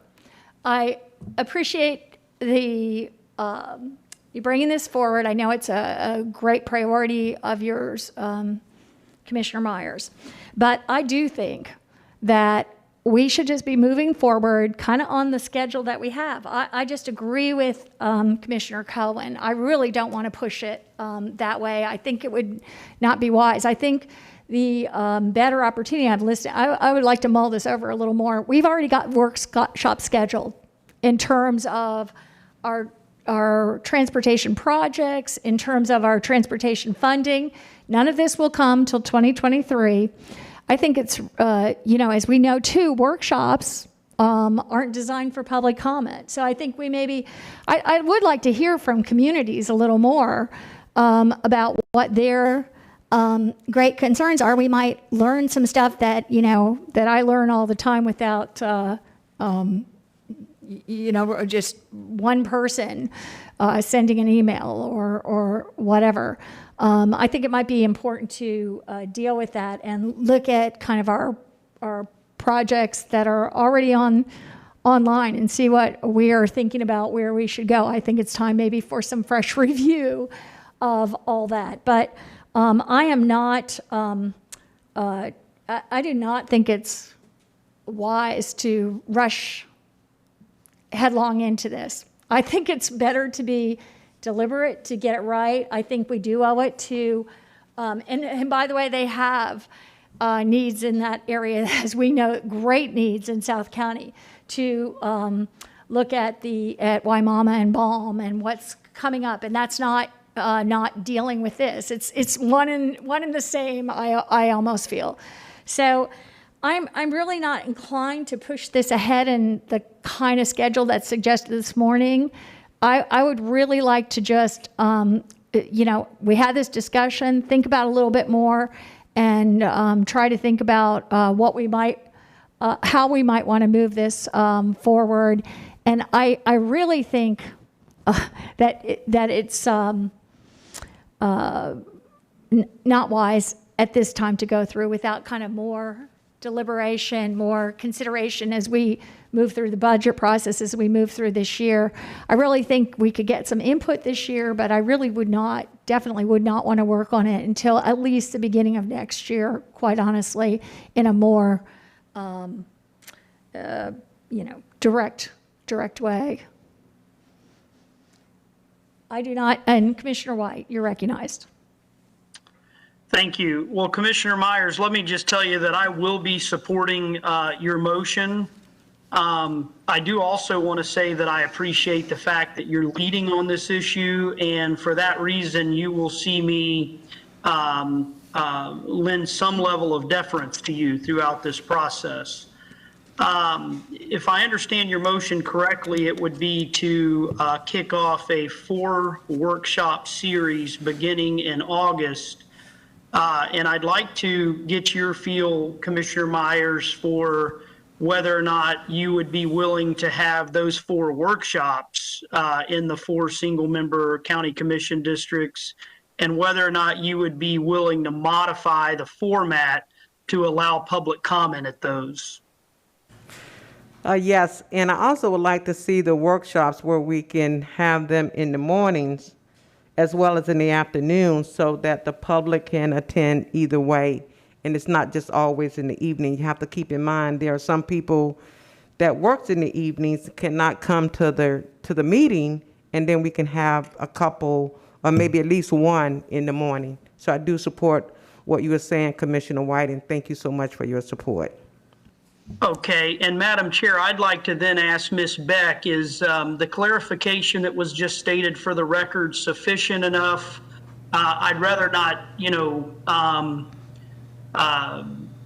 belabor the issue and make the meeting go longer with amendments and things like that if I don't have to. So is what was just stated for the record sufficient for staff to move forward if this motion passes with holding them out in the districts and modifying them such that public comment is allowed?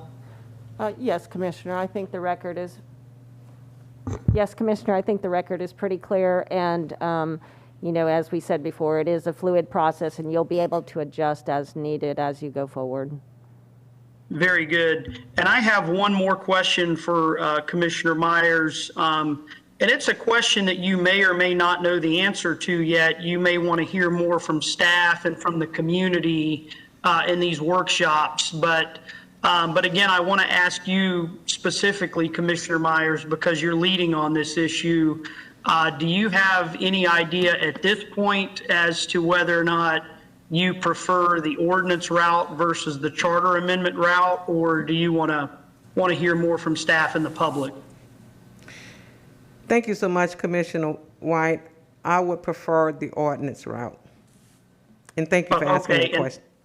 Yeah, and I'll state for the record today that unless I hear something earth-shattering from staff or from the public that changes my mind, I would be inclined to see the board go in that direction as well. So I will be supporting the motion on the floor, which would be to kick off a 4-workshop series in August.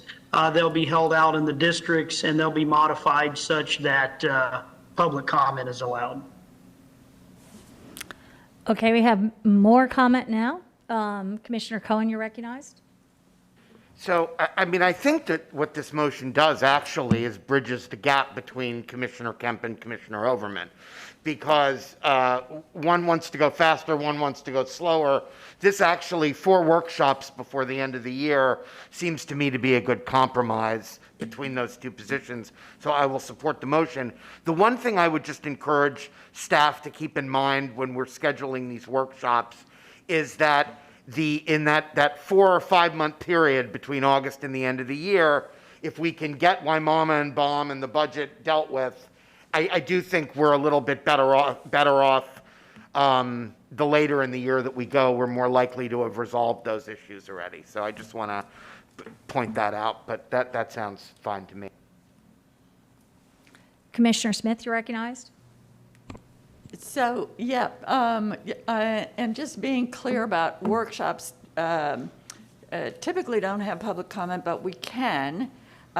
We don't take votes at workshops, so that would be good. The other way to go would be to call them town hall meetings rather than a workshop. And I do see some head nodding, so maybe consider town hall meetings, a listening tour for us to be getting public comments, like prior to our final formulation of the any ordinance or referendum that we would put before the voters. I like the way that this is going. If it could be kind of phrased as a listening tour where we're not going to really be taking any action, but collecting public input throughout the county and possibly framed as town hall meetings on transportation and referendum, rather than the more confusing formal workshop term that would be then adjusted to be include public comment. So that would be my suggestion. If you're amenable to it, I'll be supporting it either way. Thank you. And I think I've recognized everyone out there that wants to speak. I think this has evolved a little. When I was an aide for Commissioner Castor, we had quarterly town hall meetings in every district all the time. They were massively attended. And they were just for public speaking. They weren't it was just to get feedback in the districts. One thing I'm a little concerned about, Commissioner Myers, is I know you said morning or afternoon, but typically all our meetings the community meetings are held in the evening, and it's done for a reason, and that is to provide the most access. I know that some people work during the evenings, but also there are many more people that work during the day, and I feel like it gives a special bias to the meeting when we do have those during the day, and those are people that are typically able to get off in the day from their jobs or responsibilities. It's been a little different with COVID because you can just call in, but if we're looking at attendance, I think in order to get the most robust feedback from the most diverse population, I usually think, and that's why countywide, like all our community meetings are typically set at 6:30 at night for public involvement or on the weekends. In the case of Wimauma, and I know we did that several times in the past. We've set them in the evening. So I'm just a little concerned about that. And I see Commissioner Overman, you have your hand raised. Just a quick comment to that issue. If we continue to allow virtual participation for seniors that don't want to drive at night, families that have dinner they need to get on the table, so that we are able to have those individuals participate when the meetings are in the evening. That's important. We are missing a very large group of individuals, that have kids, that may or may not be working during the day, but they are not able to come to a public hearing or a town hall unless they're able to participate virtually. So I think, as this effort evolves, I think to your point, we have historically had them in the evening so a large number of people could attend. But I think we do have to also, in the potential planning, look for opportunities that individuals can continue to participate virtually, maybe not because of COVID, but in order to facilitate their participation in the conversation and to ask questions. So as this evolves, I would look forward to seeing creative ways that we can connect with our community so they can have an opportunity to give us input and ask questions. So I'll stop there. Okay, and with that, we have a motion and one, I don't know if there needs to be clarity for staff, but it sounds like it's 4 town halls for public comment in the fall. And I don't know what, to me, it would be important to have evening. Yes, evening meeting, and then we can explore the opportunity if we need to have a morning meeting. Mm-hmm. So Okay, that's good. Okay. Mm-hmm, great. Okay, so with that, we have a motion by Commissioner Myers and seconded by Commissioner Overman, I believe, and hearing no further comment. Can we have a roll call vote? Kemp, Yes. Cohen, Yes. Hagan, Yes. Myers, Yes. Overman, Yes. Smith, Yes. White. Yes. Motion carried 7-0. Thank you. Ms. Wise. Thank you. The next item is item E1, which is our emergency management operations related to COVID-19 and the local state of emergency. And so I guess at this time, we'll have Mr. Dudley, Tim Dudley, reporting first on where we are. Good morning, Commissioners. Tim Dudley, Office of Emergency Management Director. I will be providing you an update on current operations. Hillsborough County COVID testing update. We continue to offer free testing at University Mall, Lee Davis Community Center, as well as mobile testing still available. Last week, Hillsborough County averaged 921 daily test collections. We see a slight decrease by 6%, but good to see testing picking up a little Excuse me, bit. Mr. Dudley, can you just change your display settings to full screen it, please? At the top, it said display settings. Click that for me. Okay. And duplicate slideshow. All right. There you go. Thank you. Better? Yes, thank you. All right, thank you. Sorry about that. Vaccination task force update. We continue to see decreased demand for vaccines at all county, state, and federal vaccination sites. The task force continues to assess opportunities to promote the vaccine to those who have not already received it. We also are looking at strategies to make vaccines more convenient for people, including no appointments, pop-ups, special events, and high traffic areas. Hillsborough County, we're now offering first come, first served, no appointments at the Larry Sanders Sports Complex, and that's Monday through Friday. The Vance Vogel Sports Complex as well as the Ed Radish Sports Complex have moved to second doses only, and that'll be through next Friday, 14 May. Because of low demand, we may switch to a smaller footprint in the near future for those two sites. Plant City Stadium vaccine site has reopened today only to complete second doses, and then the mission will be complete at the Plant City Stadium site for all series.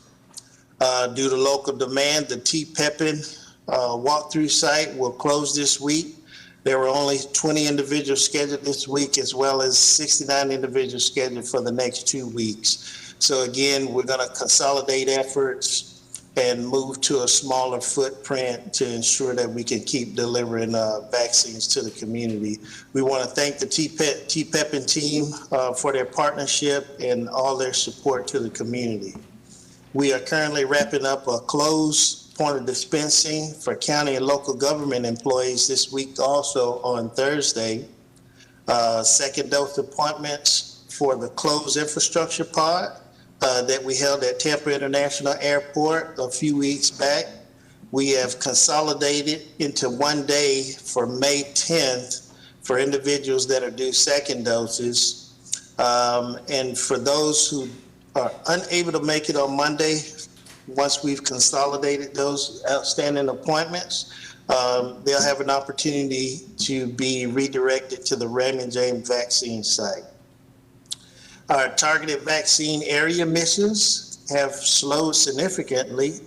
We are working to increase operations within the business community for closed pods. Any company or community organization, including churches, that are interested in targeted vaccine events should contact Hillsborough County. They can contact us at 888-513-6321, 888-513-6321, or email us at vaccineinfo@hillsboroughcounty.org to inquire about how we can get a TVA mission out at their location. Mobile in-home vaccines continue to be administered to residents unable to be served at our fixed vaccination sites in Hillsborough County. As of Monday, we've administered a little over 1,000 doses through our mobile teams. So we continue to see the mobile resources being a little bit more effective. And we're going to look at, in our near future operations, we're going to consolidate more of those fixed sites and look at trying to promote more mobile agile opportunities as well. This concludes my update, pending any questions. Thank you. And now we'll hear from Dr. Holt. Good morning, Madam Chair and Commissioners. This is Dr. Doug Holt, Florida Department of Health, Hillsborough County. I'm going to do a brief presentation on our current COVID transmission and the vaccination efforts that are undergoing. The take home is our transmission rates are about 400 cases a day, which remains high. We have hopefully will continue to see a slight decline over the last few weeks. Also note that our current rate per 100,000 is still unfortunately leading the area compared to our neighboring counties. And fortunately, our vaccination efforts, as mentioned, have stalled. So as you can see in this first slide, this is the road we've been traveling over the past year. We've had a lot of ups and downs. In the far right, our current transmission rate, as I mentioned, is 400 plus cases a day. And that's pretty much where we've sort of been in that high sustained widespread community-based transmission for really about 5 months now. Next slide, please. Taking a little look, this one is a slide that shows our comparison rate. So this is a rate per 100,000 compared to our 3 neighboring counties and the state. So as you can see, our red line is Hillsborough, and our rate currently compared to our neighbors in Pinellas is twice that. We're up at 30 cases per 100 and they're at 15. And this all really started, or probably divergent, if you will, sometime in mid-April. So the curves looked similar until about that time, and we have not followed their lead. Next slide.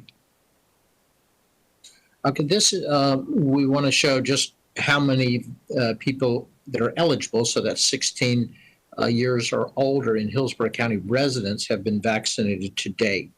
So as you can see on the pie graph of the circle in the orange or the deep yellow gold, we've had about 45, a little over 45.5% of our population of this age been vaccinated. And looking over to the right, you can see the percentages of totally or fully vaccinated is approximately 30%, with about 14.5% receiving one dose. So based on this, you would expect, and I do predict that over the next 2-3 weeks, as those get their second dose, we will get close to that 50 percentile of our patient or our population of this age vaccinated. Next slide, please. What I wanted to show here is this sort of the percentage of vaccination by age, and it also notes when the vaccines became eligible, that all, and the populations became eligible. So as you can see that the vaccines were approved, the early ones in December, and we started our vaccination in early January, and the 65-year-old, the gray line, had a very quick upslope. Probably would have been a lot steeper if we had had more vaccine and more availability. And over this period of time, we've now reached about 80 percentile. I believe that's a little underestimate, but still, it's a solid number. Each of the other ages, and if you'll start with the purple, this is our 60 to 64-year-olds, they became eligible on March 15th and had some previous vaccinations, but they also showed a similar little steeper upslope, but now a flattening. And subsequent age groups on a weekly basis, as their eligibility expanded, you do see this initial increase, but clearly we have flattened out. And I think that's the take home here, is that it appears that a lot of our demand is now flattening out, so that we will have a large number of people unvaccinated. Next slide, please. And this is the slide I think is the most revealing about what to predict or go forward. This is our number of doses that were given in Hillsborough County, not just to residents, but total number of Hillsborough County doses given. And I want to acknowledge that with the this current week that we ended, our community has now given 1 million doses, which is a very remarkable. So you can see that the 6-week surge starting in the March 6th, the week that ended March 6th, that Ms. Wise endorsed and Mr. Dudley very successfully executed. We really greatly increased. We peaked at the end of April the 10th. We were given 120,000 doses a week at that time. But I want to call your attention to the blue bars. That's really the amount of first doses given, and this is what indicates demand. This is really, and it drives the growth of our vaccination efforts of the population. So again, those early March, throughout March, we were approximately getting 60,000 doses, first doses a week. But as you can see, the last 3 weeks, it has dropped dramatically, and it's now, over the past week just concluded, only 20,000 first doses. And this is despite a lot of creative and aggressive and expensive efforts that Mr. Dudley's team and others have done to make vaccine available. Next slide. This slide shows that it really shows that it's not just access. It's not about access. So what I'm showing here is that the number of doses that were given each of those weeks that we showed in the last slide, but now I've broken it out into groups, who's giving the vaccine. So the blue bar is hospitals. The red is our retail and our pharmacies. The purple is our medical practices and doctors' offices. And then the yellow has been our public sites, which are federal, state, and county. And we predicted and we hoped and we anticipated that the pharmacies and the private doctors would would be the ones taking over now as we move into it. They have the most widespread access, the most convenient way for the public to be vaccinated. But you'll notice in this past week, all site, no matter which site, which provider group, it has seen a decrease in demand, and most notably, actually, even among the pharmacies. So the issue is definitely not the supply, and while we can always increase access, it really seems to come back down to the lack of demand. And the last slide, please. So what does this all mean for us? We've seen this. Dr. Salimi showed a projection. This is all based on current vaccination rates. When will we reach our 50% of the population or 70% of the population fully vaccinated? And it's really no surprise that this trend is now going to mean that we're going to take longer to get to that majority, and we may not get to the levels we had hoped for. So the solid black line is our current rate of vaccination. If we can maintain it, we should get to 50% of the population by mid-June, and I'm confident in that. But beyond that, I'm just not so sure. And just as a reference point, if you look at the far light gray line to the left, that was our peak rate when we were vaccinated at the end of the week of April the 10th. So, and at that point, we were going to hit 50% in May. So, significant changes. We're doing our best to make access available and to find ways to encourage demand. But it is challenging. So in conclusion, again, our transmission rate is high, but hopefully we're seeing it flattening or decreasing in that trend. Hospitals are operating normally. Our vaccination rates, are significantly decreased. So with that, I wanted to turn it over to Mr. Wagner to do the dashboard, and we'll be available for questions. Thank you, Dr. Holt. Kevin Wagner, Business Analyst, Healthcare Services Department. Good morning, Commissioners. For the time, I will present the public dashboard, just the page 1 due to the agenda items. Again, the total cases reported for Hillsborough County residents as of the other day, it's 136,507, so confirmed positive cases within the community. With regard to the vaccinations, again, we will mirror what Dr. Holt just presented. The total vaccinated population is over 540,000, nearly 549,000, with a portion at the first dose initial vaccination, and then the other portion at the fully inoculated Johnson & Johnson 1 dose or the second dose Pfizer Moderna. Our cases per day for the last 7 and 14 days have gone down nearly 13%, but as Dr. Holt indicated, they are holding steady around that 400 cases per day. So we've been around that again for the last 4 or 5 months, as Dr. Holt indicated. The known testing that's been reported, that's been holding steady around just above 31,000, essentially for the last 4 weeks.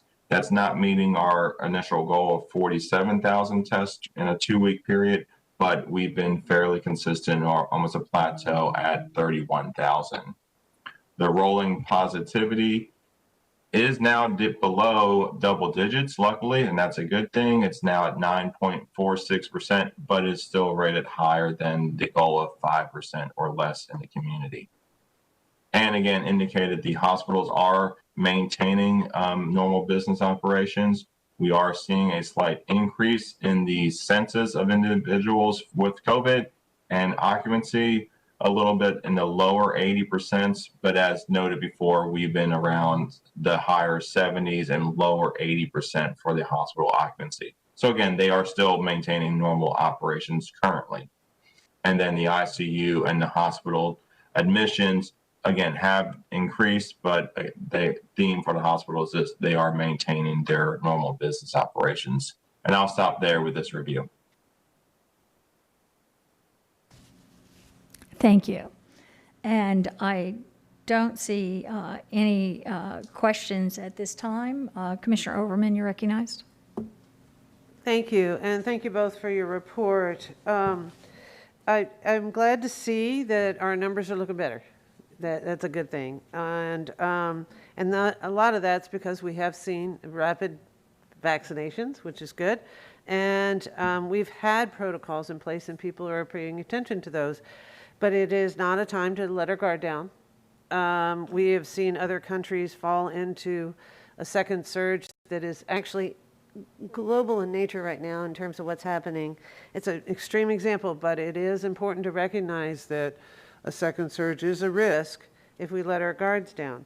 So while the governor's order actually removed a mandate, so the government isn't telling you to do what the CDC has recommended, but the medical scientists, the scientists, and Dr. Holt, the CDC has still recommended the precautions be taken.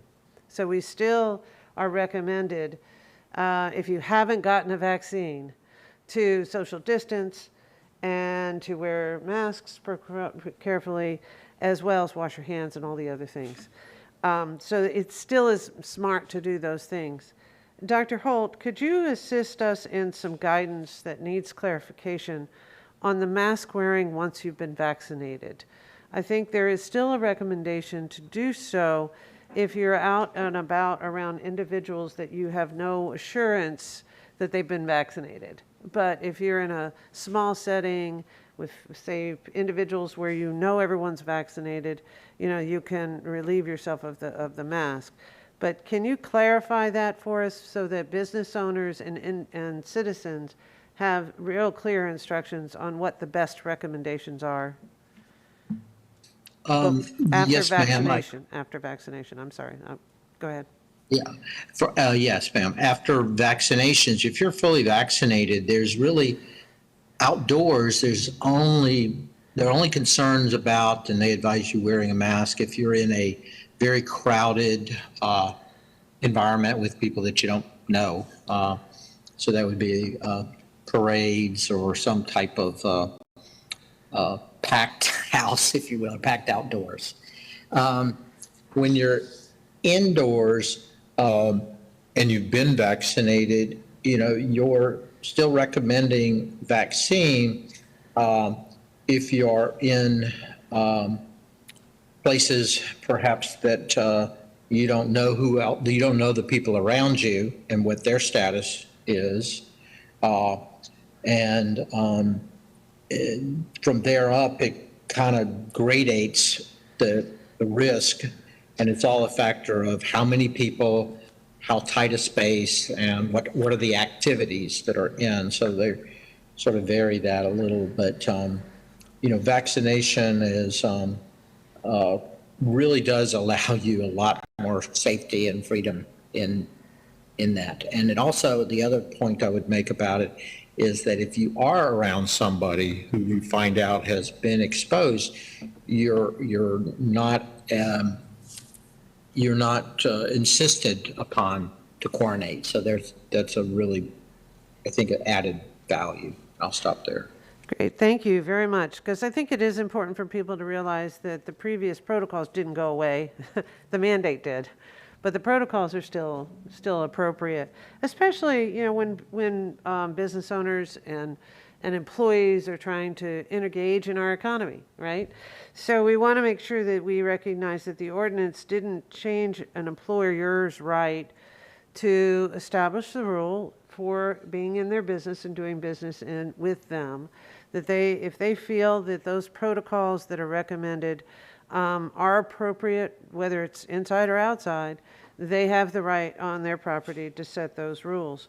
It's, I think, also important for us to remember that even though the mandate on the COVID has been rescinded, our ordinance that established an employee's right to wear a mask without harassment is still in place. Is that correct, Ms. Beck? Can you verify that?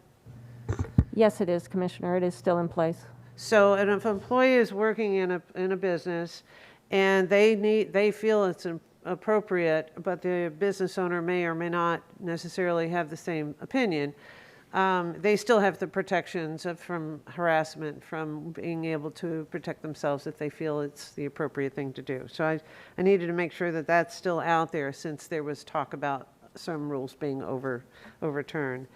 So the only other item that I wanted to make sure people recognize is that, it's important for all of us to be safe and use common sense. And so just because the mandates are gone, it doesn't relieve a business of the liability if they're found to be negligent of failing to do something that's reasonable, any reasonable, careful person would do in a similar circumstance. So that liability still exists. I said the most important thing that we have to do is, I believe the relief of the mandates is directly correlated to getting vaccinated. So if we want to get our economy rolling, and we want people to still feel comfortable coming to Florida to have a great time and enjoy our areas, and also until our children have access to vaccination to keep them safe, it's critically important that everybody does everything they can to get a vaccination. And that now that there's not an appointment necessary, which you actually have to do if you go see your doctor, take advantage of the fact that we've got a robust vaccination access with no appointments necessary at the moment to go get that vaccine as soon as possible. And I'll stop there. Thank you, Commissioner Overman. And I also understand, it looks like it's been announced to many news sources that vaccines will probably later this week or early next week become available to 12 to 15-year-olds, which I think is really important in our schools. From the presentation, we noticed that the age of those hospitalized, the age of those getting sick with COVID is moving down, probably because tied to the vaccination rates. It's important to note too, unfortunately, for the last several weeks, Florida has turned in by thousands, in some cases, many more new cases than any other state in the nation. Hillsborough is one of the highest new cases in the state of Florida as well. And we have on our dashboard, I think it's, last time I checked anyway, it was a 9.4, I think, positivity rate. I guess and it's just really, really important that we do everything we can here to bring that down so that we can start to go back to normal, as everybody so desperately wants to do. And I just want us we all want to be able to get there. So I think it's really important. And it's also important, as you pointed out, Commissioner Overman, I think there's a lot of misimpression that private businesses are directed or have that due to, something in law when they control that, and you probably have nationwide policies pretty much on all that. Maybe they'll break out state by state. So hopefully we can bring these rates so down here. I'm looking forward to that, as everyone else is. And with that, I will go to our county attorney, Christine Beck, and I guess you're going to explain the governor's order first. Okay. Yes, thank you, board members, and also for the public's benefit, I wanted to, before we get to the state of local emergency, give you some background and information about the two orders that Governor DeSantis released late Monday. The first order was Order 21101, and that order is not effective until July 1st, and it really simply supports legislation that was passed during this last legislative session. And so I'm going to focus more on the second order, which was Order 21102. And that order became effective immediately. So it has been in effect since Monday when the order was issued. This order suspends all local COVID-related orders and mandates placed on either individuals or businesses. It also states in the order that it eliminates and supersedes any local emergency order related to COVID-19 that, again, it imposes any restrictions or mandates on individuals or businesses. So, accordingly, that means that Hillsborough County's face covering order has been suspended by operation of the governor's order. and is no longer in effect. And that includes the amendments that were passed this year to be seated while served and to not be standing at a bar or congregating while waiting to be seated. No further action is required of the board for this to go into effect. It was done by order of the governor. The other points that I think have been somewhat made already are that businesses are free to impose their own restrictions or policies based on their own company policy. And also, the school board is not impacted by these orders. And I believe there has been a press release indicating that their safety protocols will remain in place as is. So the last point is that the orders also do not affect the local state of emergency order. That is a separate order from the face covering order. And so as we have done in the past, you are able to extend that.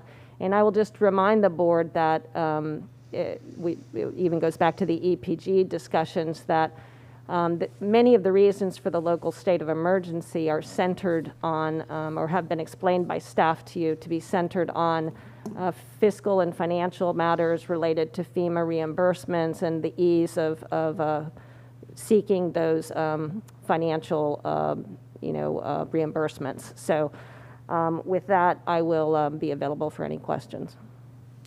Thank you. And seeing none, do we have a motion at this time for the Commissioner Cohen? I'm sorry, you're recognized. I just wanted to briefly, first of all, thank Ms. Beck and also Commissioner Overman for their words. You know, as we've moved through this pandemic, we've gotten more and more emails every week asking us to let people make their own decisions and be responsible for themselves in terms of what precautions they're going to take. And we really are now at a point where we're depending on people to do that. You know, only you know if you've been vaccinated, only you know if you've been exposed, you know your own level of risk and what risk you are comfortable taking. And we really are now going to depend on individuals to make the right choice for themselves and the community. And just to reiterate the point, businesses have a choice. They can decide what protocols are appropriate in their own establishment, which means it's okay to require a mask, it's okay to require distancing, it's also okay to opt for something less stringent. I just hope that we will send a message to the community. Think about it. Give it some thought, deliberate for yourself what you think is appropriate, and you know, we're just asking people now to take responsibility and use good judgment when you decide how to move forward. We're clearly in a new stage of this. Hopefully it's the end. Hopefully we won't have another resurgence, but it really does depend on everybody doing their part just to be deliberate and make the right decision for yourself and for your family. Thank you. Commissioner Myers, you're recognized. Thank you, and thank you, Ms. Beck, for explaining the R's to us. I just have one question. I know we're looking at possibly reopening the county in July, and with the employees returning back to work, and we will have citizens to come into the building, and I know we're saying what the order said, no mask. But I know all of our employees are not going to feel comfortable, so I'm going to ask the County Administrator Bonnie Wise, would you think about it and come back and report back to us later what steps will be taken so that our employees will feel comfortable when they return back to work? Thank you, and I'd be happy to do that. And I also want to make it very clear, too, that when we're talking about July, we're talking about full in person. But we know that our employees have been working very hard, even if some of them have been teleworking or working remotely. And we have come up with some very good and creative ways to service our citizens and make sure that they get the service that they demand and require and that we want to provide. And so we will do that, and we will make it clear what protocols we will have in place. We want to continue to follow the CDC guidelines, which do require masks or do recommend masks for our employees. Our citizens, our employees are our utmost importance, and we want to make sure that our employees are protected. So we will be happy to do that. We can talk about the things that we've done in elevators, the air handlers, the plexiglass that you see everywhere, the partitions that are in place, and all the things that we have put in place. I was talking to John Mueller this morning. $3 million worth of improvements that we have made throughout this county to protect our employees and our citizens. So we'd be happy to share that with you in the future. Thank you. Thank you. Commissioner Smith, you're recognized. Yes, and thank you. I think it's really important to make sure that our employees feel safe as they transition from working at home to working in county center. Now is the best time to push out a message to encourage our residents to get vaccinated. It is not going to get any easier to bring people in to get vaccinated than it is now, even while it's on the wane. People are weary of COVID. They're anxious to return to normal, even though we are we're just nowhere near out of the woods yet. And the most important thing I think we can do at this point is to press as hard as we can to get as many people vaccinated. And I really appreciate the latest move by the county that Mr. Dudley was explaining, that we can actually go remotely and get people vaccinated. But I want to press communications, which has done such a great job with messaging throughout this whole year, to keep that COVID banner or make it vaccination banner across our county website. Make one last push and give us all something that we can easily amplify to citizens as we're out in the communities talking to people, and try to get this as many people in our community vaccinated as we can, as quickly as we can. Thank you. Thank you. And with that, we still don't have a motion. Is there a motion for, I'm sorry, you wanted to respond, Ms. Beck? I'm so sorry to interrupt, but I thought it would be helpful to the board if perhaps I responded in addition to Commissioner Myers' question just a moment ago. We have looked, my staff and I have looked at these orders and their impacts, and we do not believe that they will affect our ability to put forth our own safety protocols within our own facilities for employees and visitors. So I've been in close communication with the administrator on these points and working with that, and I believe that they're working on messaging to come out to that effect shortly. Thank you. I was hoping that was certainly the case. So I guess, and with that, do we have a motion to extend the emergency order? So moved. Oh, I'm sorry. Did I miss that? And I don't even know, but so moved. Okay. Mhm. Sorry if I missed it. And with that, can we have a roll call vote? Kemp, Yes. Cohen, Yes. Hagan, Yes.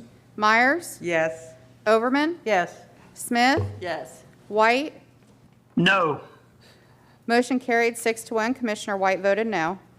Thank you. Ms. Wise. Thank you. The next item is item B3, which is the review of the appeal. And Commissioner Kemp, I believe you have some comments on this, Adam? Yes. So this is, I've been here 4.5 years, and I don't think I've been involved in this. So I was given some information that our new commissioners, as well as everyone, might want to understand about B3. Item B3 is an item involving the board's review of a hearing master's decision to affirm the procurement director's decision denying a procurement protest by Applied Sciences. The process is governed by Section 2-572 of the Hillsborough County Code. The board should consider only the record on appeal and should not consider new issues or evidence. The board is to decide by simple majority vote whether to affirm the hearing master's decision or to remand the appeal back to the hearing master. The ordinance provides that presentations to the board by the parties shall be limited to 10 minutes per party. The board may ask questions as long as each party gets their full time. If the party wants to reserve time for rebuttal, they should indicate so at the start of the presentation. And it would now be appropriate for us to hear from each party, starting with Applied Sciences, followed by Atkins North America, and then by our procurement director, Scott Stromer. So with that, I will recognize a representative from Applied Sciences. Do we have someone? Yes, good morning, Madam Chair. My name is Eli Oraj. I'm the president of Applied Sciences Consulting. I started this engineering firm from my home office here in Tampa back in 2005. And today our headquarters is right here in downtown, not far from County Center. Applied Sciences is one of the few remaining locally owned and operated civil engineering firms in the Tampa Bay area. We have elected to stay independent to retain the needed flexibility to serve our clients better, with Hillsborough County being our main client. Most of our engineers and scientists, including myself, are either veterans of Hillsborough County, the city of Tampa, or other regional public agencies managing our water resources. We do not design subdivisions, condominiums, or strip shopping centers. As such, Applied Sciences is duly focused on sustainably serving cities and counties in the Tampa Bay region.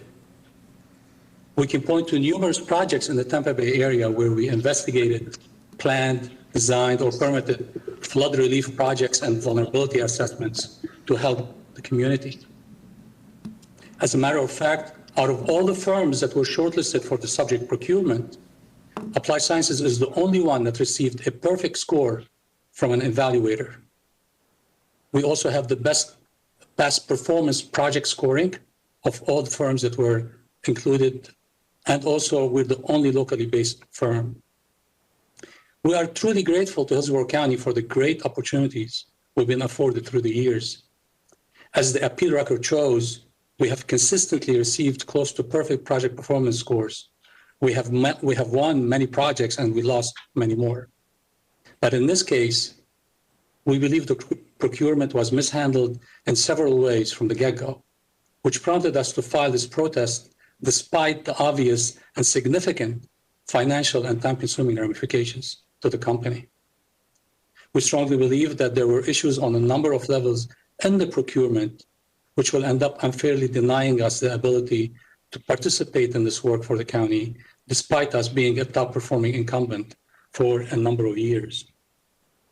It is our sincere hope and desire that this protest and appeal will serve to assist all parties involved in forging a more equitable, just, and defensible procurement process. As a matter of fact, since the time we filed our protest, we have witnessed significant improvements in the procurement process. For example, selection committee members are now actively and uniformly engaging in consensus scoring and not individual scoring. In the procurement on April 22nd, which was just a few weeks ago, several committee members explicitly discussed the need for consensus scoring and discussed the merits and grades of the proposals that were included. They engaged in actual consensus discussions and scoring. The county is also employing more extensive selection committees. 5 or 6 members were on the committee that I just mentioned a few weeks ago to get the best input possible. However, in the subject procurement, we were ranked number 1 by the most senior evaluator.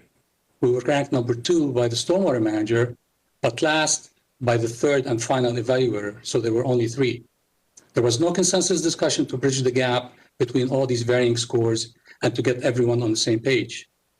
Also, the county is not using the more restrictive verbiage such as selection up to 3 firms, which was included in the current procurement, but now they're changing to a more flexible tone of saying selection of multiple firms, which is really in the best interest of the county. And there's many other examples that we don't really have the time to get into. But the point is that we welcome those changes and believe that everyone involved in the process, the county and the industry, big firms and small firms, procurement and user departments will all benefit and reap the rewards of a more equitable, fair, and open process. And with this, I'm going to turn the floor over to Mr. Joe Goldstein to further discuss the legal aspects of the appeal. Joe, thank you. Thank you, Lee. Joe Goldstein from Schutz and Bowen. Madam Chair and Commissioners, you should grant the protest today by remanding back to the hearing officer to recommend that the county make an additional award or to reject all bids and start over. There's really two bases for bid protest. One, this procurement mandated the use of consensus scoring, and consensus scoring was not used, individual scoring was used. And the county has the discretion to make an additional award, especially here where there's a tie. If I could share my screen for a second to talk about the first issue, which is competitive selection. So the first issue is the evaluation committee failed to use consensus scoring. In a CCNA procurement like this one, there's two ways that the county can do this type of procurement, by consensus scoring or individual scoring. Consensus scoring, if it's deemed appropriate, is the preferred method, and that was what was deemed appropriate here. And the solicitation document and the oral presentations specifically said that consensus scoring was going to be used. And use our common sense of what consensus scoring means. Consensus is a deliberative process where the individual evaluators try to reach a common decision. And under your procurement manual, you're only supposed to go to the alternative, individual scoring, if in the event consensus cannot be reached within a reasonable time frame. Then you go to the individual method. And that's what happened here, was they went straight to the individual method. And that's the crux of our issue and why you should remand back to make an additional award. But what happened here in this case, so here's the other slide I'd like to show, and there were 6 companies. And what made it more challenging here that there was no consensus and they went straight to averaging is that these scores were so close.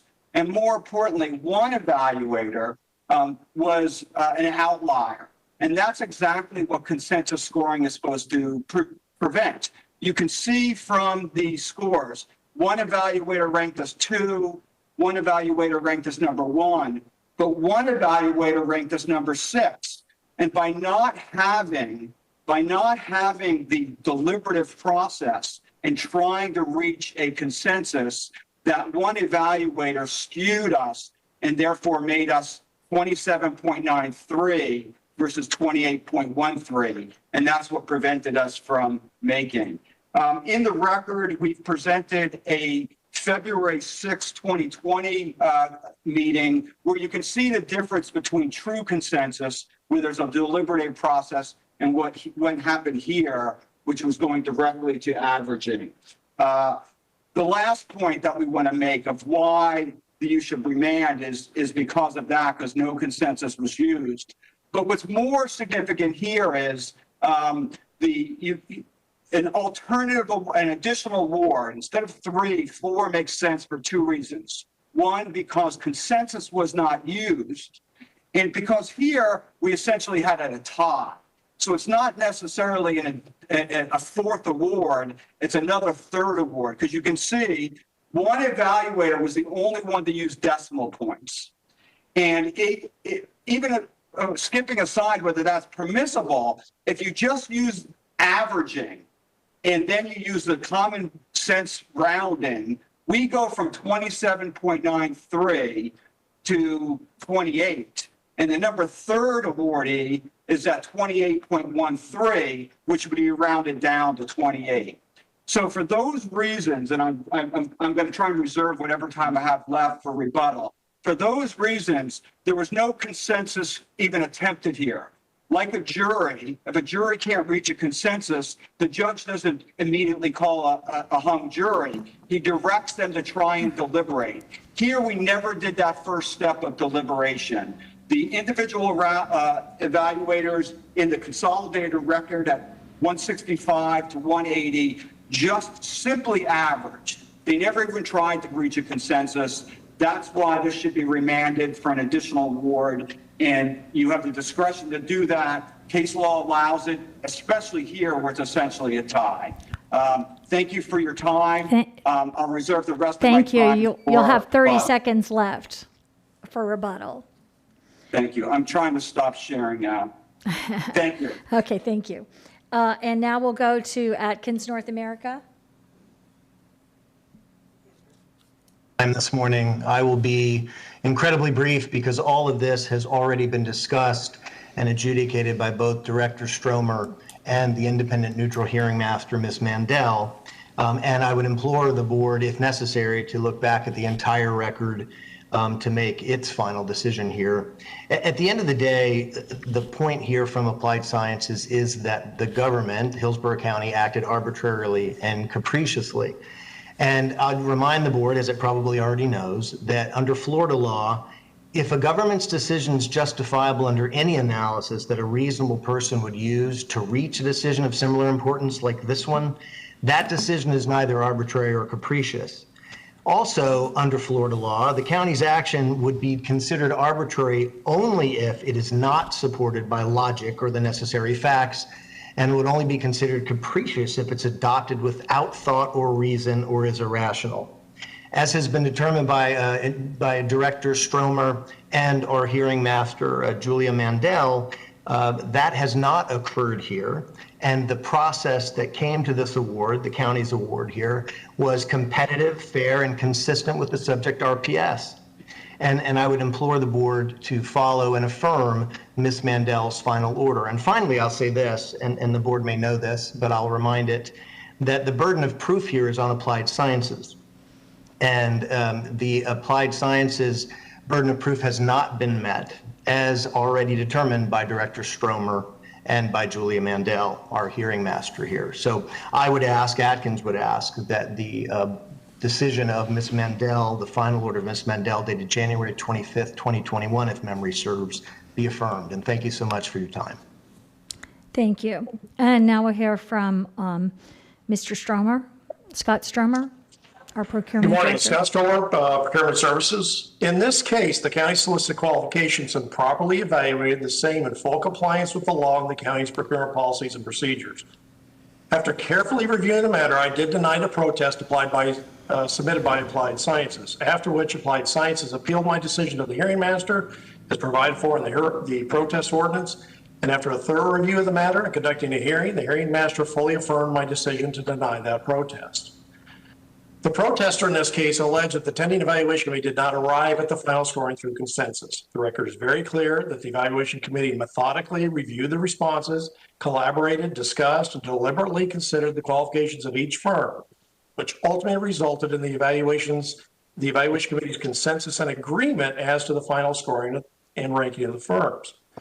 The procurement procedures cited by the protester regarding competitive selection or consensus scoring do not preclude the use of averaging or other mathematical methods by the evaluation committee as a group or individual members as tools as a means of facilitating discussion and ultimately arriving at the agreement or consensus. The scores of 8.8, 9, and 9, which were offered by one of the evaluators, are not unreasonable, especially since the protester did not take issue with another evaluator that offered scores of 9 across the criteria for Applied Sciences, which is merely a difference of 0.2 from the 8.8 score questioned by the protester. In fact, even if the subject evaluator's lowest preliminary score of 8.8 was raised to match the other evaluator's score of 9 for the same criterion, the protester's final score would still not be high enough to overtake the third highest ranked firm. The protester alleged that one of the evaluators arbitrarily and capriciously evaluated Applied Sciences' offer by only considering right-of-way project experience.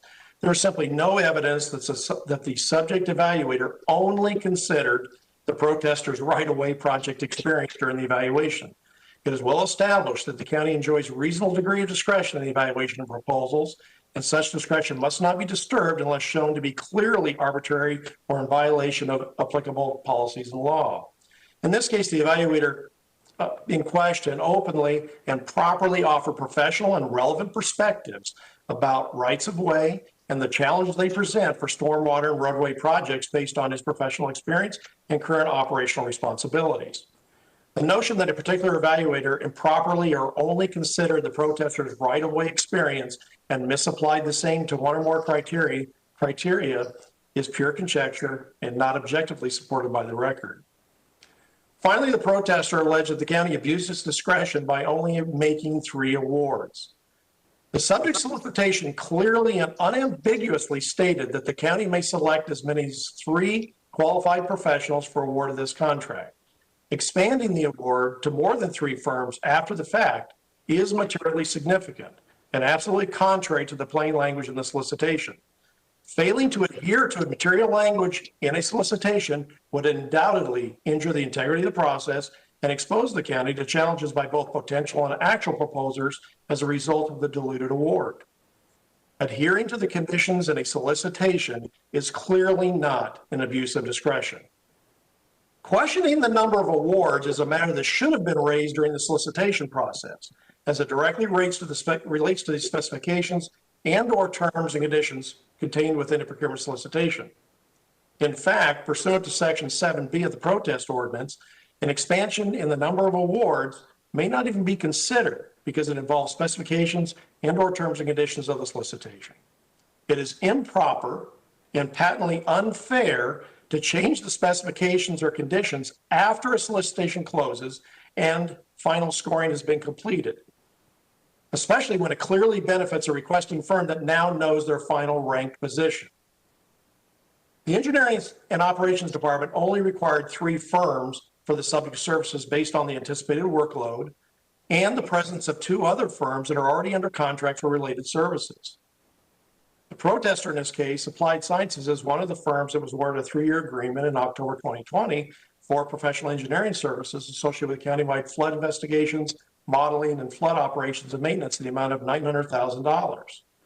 This was a small business enterprise set aside that was limited to only Hillsborough County Register Small Business Enterprises, and it is used to help supplement the service requested in the procurement in question. Ultimately, it's up to the county to determine how many vendors are required. Allowing vendors to challenge a number of awards for any given procurement, regardless of what's specified, would establish an untenable precedent and encourage future protests based on the vendor's best interests, not the county's. If additional vendors are required, a new solicitation can easily be issued and awarded accordingly. In the end, it is absolutely essential and crucial that we do exactly what we said we were going to do so that the integrity of the process is maintained, all vendors are treated fairly and equitably, and the county's rights and discretion are preserved. The law is well settled that the county's judgment must not be supplanted without clear evidence that such judgment is arbitrary and capricious, involves an actual abuse of discretion, where it's otherwise not in accordance with applicable law. In short, absent clear evidence to the contrary, the county's judgment must prevail to preserve the integrity of the public procurement process and protect the county's right to secure in its sole judgment the services of the qualified firms. The record in this case clearly indicates that the process was properly administered, fair, competitive, and in full compliance with applicable law and governing policies and procedures. It is simply not enough for the protester to have a different interpretation of the procurement procedure. The county's interpretation of the relevant procedures was reasonable, prudent, and clearly within its discretion as affirmed by the hearing master. The protester ultimately has the burden of providing clear and convincing evidence of prejudice during the process, and that the highest ranked firms, Wood Environment and Infrastructure Solutions Incorporated, Jones, Edmonds and Associates, and Atkins North America, are inferior or less qualified than the protester. The protester simply in this case has not met this burden. We're once again about a month away from hurricane season, and the subject stormwater modeling services are critically important and essential to assisting the Engineering and Operations Department addressing stormwater issues throughout the county. The protest in this case, coupled with the simultaneous burden of work associated with the COVID-19 pandemic, has unnecessarily delayed the award of the contracts and consumed significant staff time and resources when time was especially in short supply. As such, I respectfully request and urge the board to affirm the hearing master's decision and allow the county to immediately resume the award to the highest ranked and best qualified firms so that this essential and critical work can begin without further delay. Thank you. Thank you. And now Applied Sciences has 30 seconds left, I believe, for a rebuttal. Thank you. You have the authority to remand this to the hearing officer. The procurement manual says you should only use individual scoring if a consensus cannot be reached within a reasonable time. There was no attempt to reach consensus. The committee went straight to averaging. That is a violation of procurement manual and therefore arbitrary, and prejudice is presumed. There was a tie between us and the next highest ranked vendor, if you round it up, and the best care decision out of the first DCA allows you to take this action legally. Remand this to the hearing office for an additional award. Your or time reject all is started. up. Thank you. Thank you. Thank you. Okay, and I think we've heard from everyone we need to hear from, and so I will move now to board discussion. Madam Chair, it's Or Commissioner questions? White. I'm on via phone. Madam Chair, it's Commissioner White. Yes. I'm on via phone now and don't have a hand raising feature, so I just would ask that I be recognized at the appropriate time. Okay, you can be recognized now if you like. Okay, thank you very much. I can appreciate that this procurement may have been done according to the letter of the law, but I would like to ask staff more about this allegation that they're allegation's not the right word. I guess it's a fact that there was a score that was a statistical outlier. I'd like to better understand that and better understand whether or not we have anything built into our process to address that issue when it occurs, because it would seem that that if one of the evaluators gives a score that's drastically different than what you're seeing from the other evaluators, you would wonder what that particular evaluator was seeing or what their concerns might be if they're going to rank a firm so much lower than everyone else. And I guess that's for Mr. Strummer to answer. Sure, I'd be happy to answer it. If I'd like to, so going back to the screen, so Applied Sciences shared the screen. We're starting to kind of blend things a little bit. When he looks at the rankings, he's looking at the overall. Great, thank you very much. So in this chart, you'll see under Applied Sciences, the outlier, the so-called outlier, is 8.8 compared to 9. So you have to look at each firm. The evaluators scored that firm. One gave 9 across all the criteria, another gave 10 all across the criteria, and Mr. Tavaneri gave them 9, 9, and 8.8. There's 0.2 of a point difference on this one.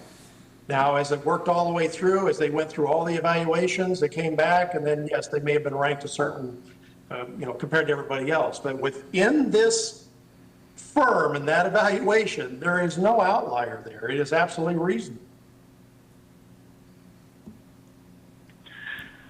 Okay, and I switched. When I switched to phone at the very beginning of this, so I didn't have the luxury of seeing the screen. So Mr. Strummer, what you're telling me is that there truly is no statistical outlier in the sense of, maybe 3 evaluators gave a firm, 5s, but there was one that scored 1s or something like that. There aren't any significant differences in scoring across the evaluators, just differences of tenths of a point, it sounds like. Right. Maybe So a point, maybe tenth of a point. Right. Because you can't see it, I'll just kind of read through it. So there were three primary criteria there. The first one being understanding. And the first evaluator gave a score of 9. The second evaluator gave a score of 10. And the third evaluator gave a score of 8.8. On approach, The first gave a score of 9, the second gave a score of 10, and the third gave a score of 9. On the ability criteria, they gave a score of 9, the second one gave a score of 10, and the last one gave a score of 9. So the only difference was that 0.2 on that first criteria.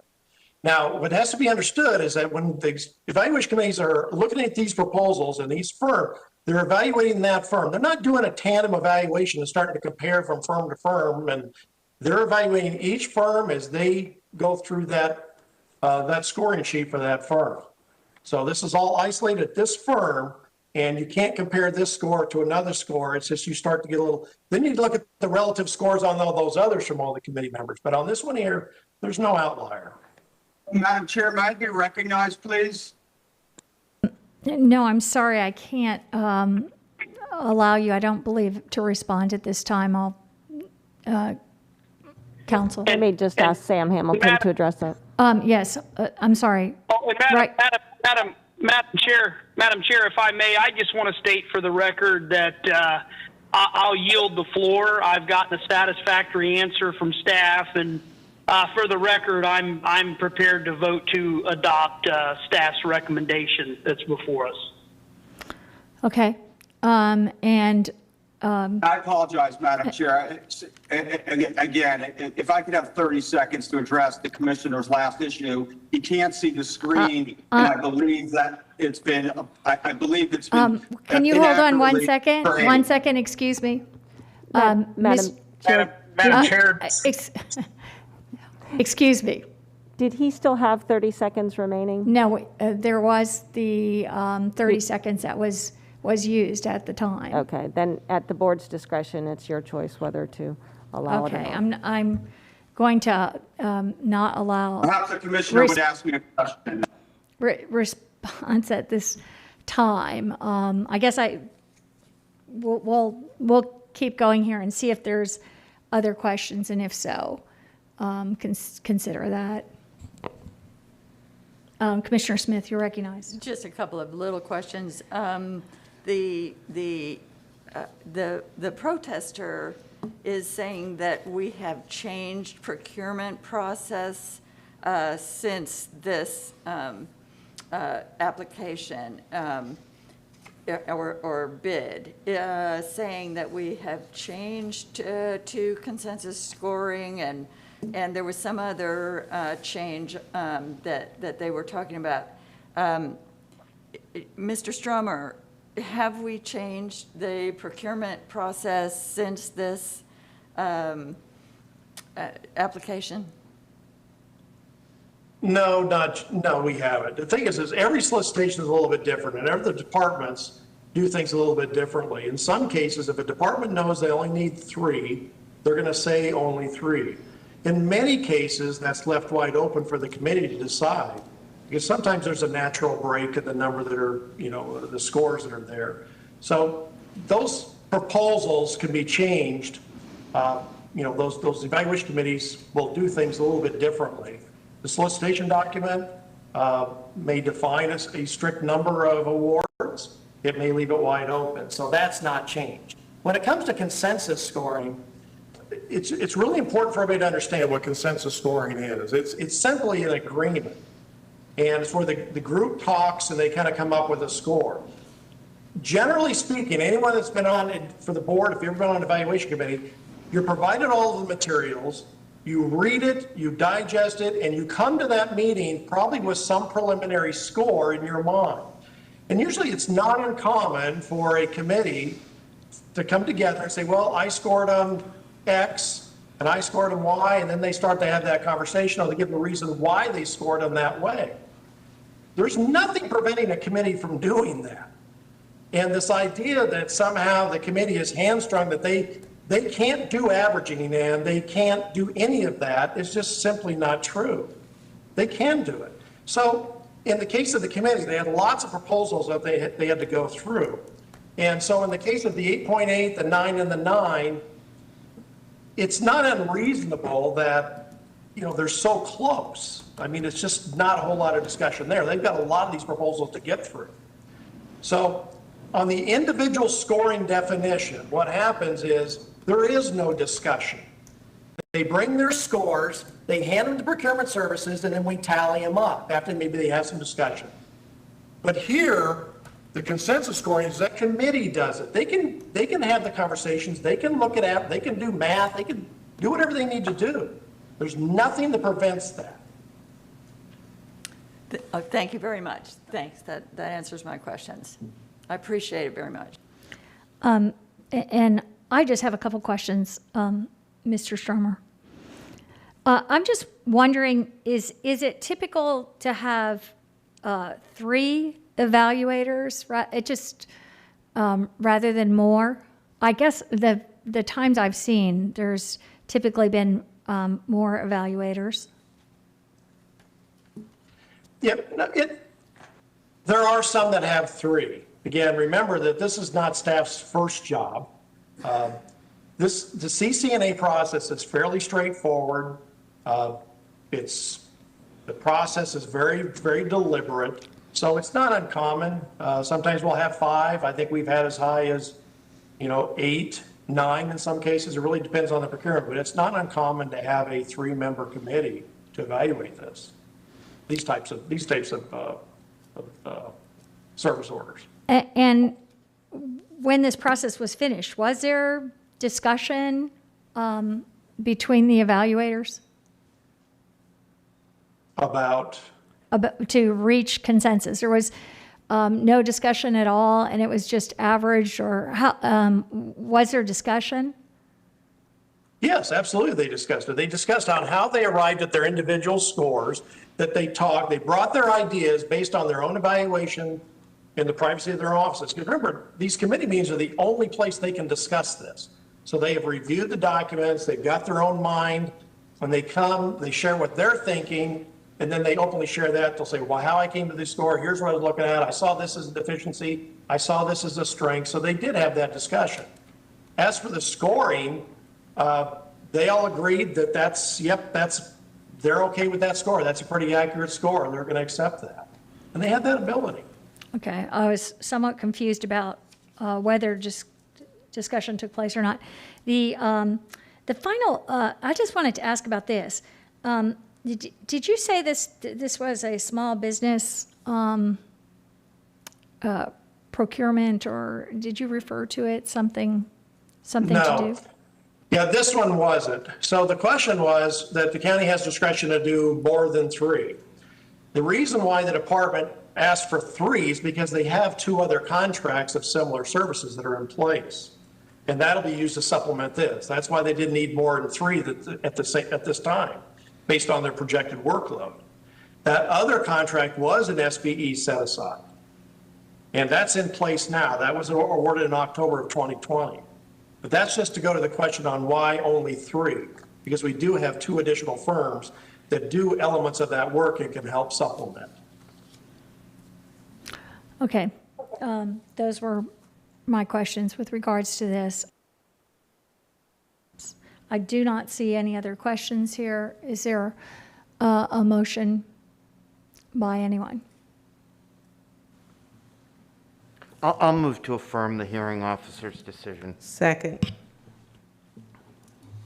We have a motion by Commissioner Cohen, seconded by Commissioner Myers, and at this time, seeing no further discussion, can we have a roll call vote? Kemp, Yes. Cohen, Yes. Hagan. No. I'm sorry, Commissioner Hagan? No. No. Myers, Yes.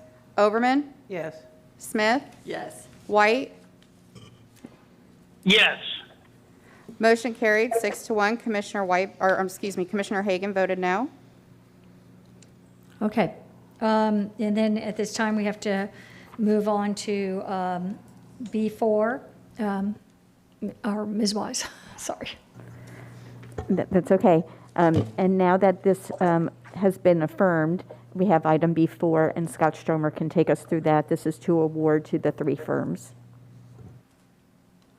Item B4 is asking the board, now given that the board affirmed the hearing master's decision regarding the protest described in item B3, asking the board to select the 3 highest ranked and best qualified firms and authorize staff to negotiate 3-year agreements with Wood Environment and Infrastructure Solutions Incorporated, Jones, Edmonds and Associates Incorporated, and Atkins North America Incorporated for ongoing and as-needed professional engineering services related to watershed modeling updates, development review, and other stormwater-related services for the Engineering and Operations Department.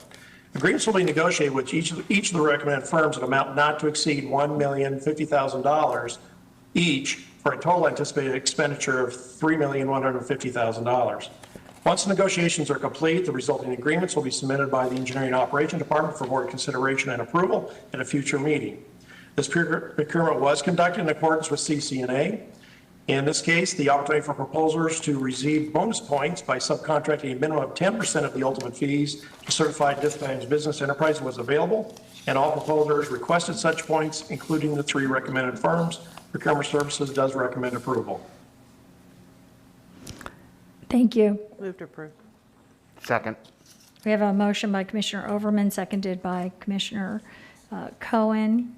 Seeing Commissioner Myers, you're recognized. Oh, okay.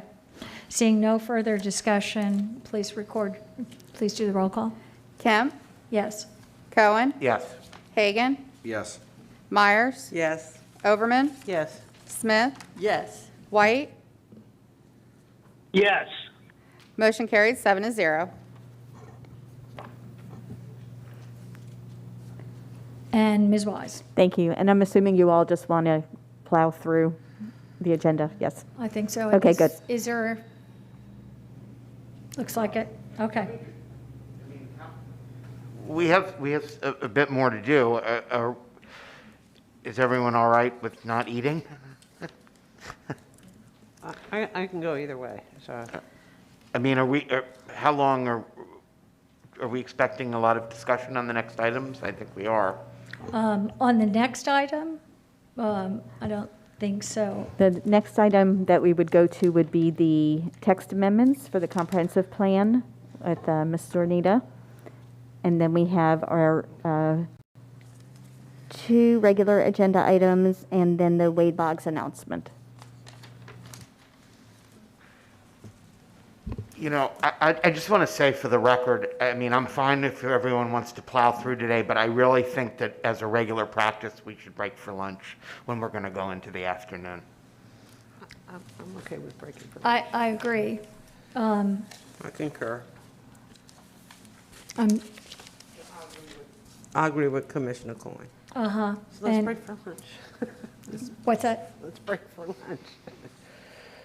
Does everyone want to break for lunch? I wouldn't mind continuing. I mean, I would assume that we could get out here by 1, but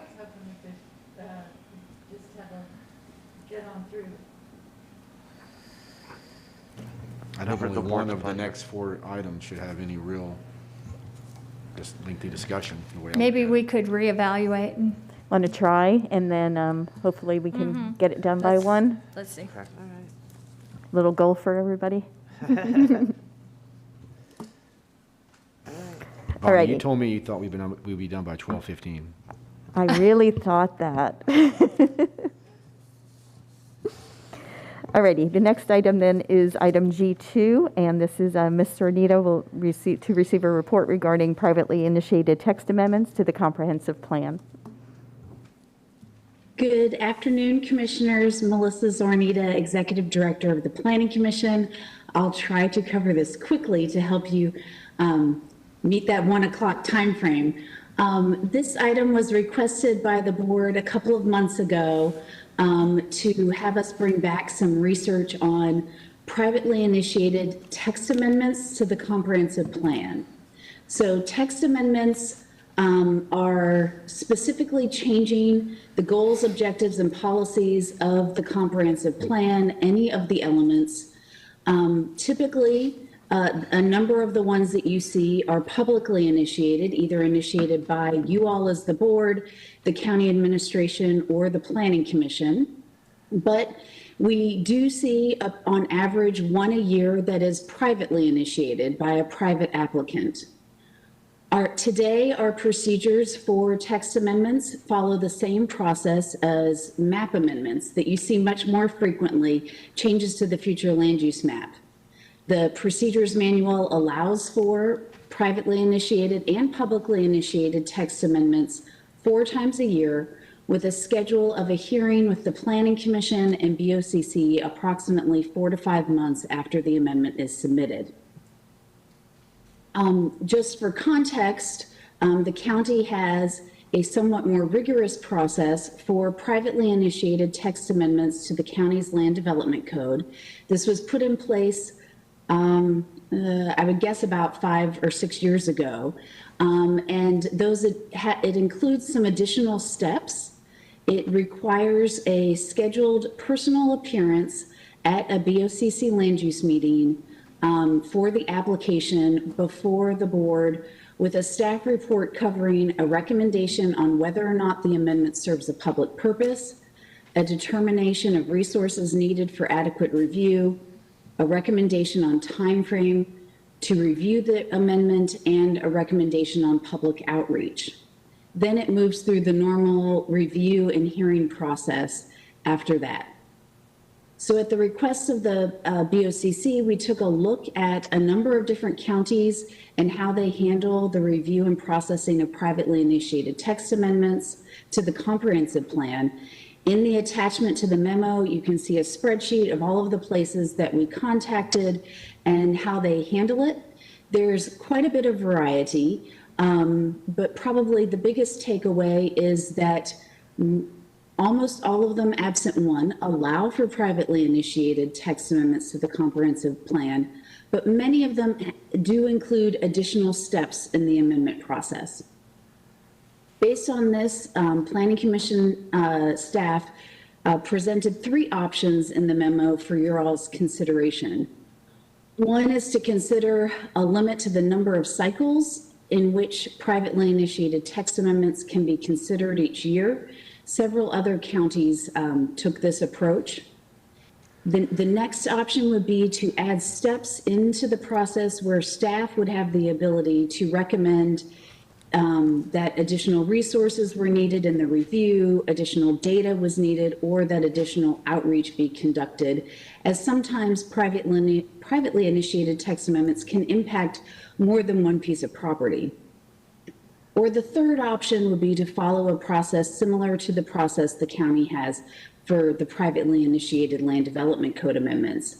That would build on option 2 by having those recommendations brought to the board as a PRS, giving an opportunity for the public and applicants to weigh in on the steps that staff has recommended, and ultimately the decision on whether and how the amendment would move forward would be made by the BOCC.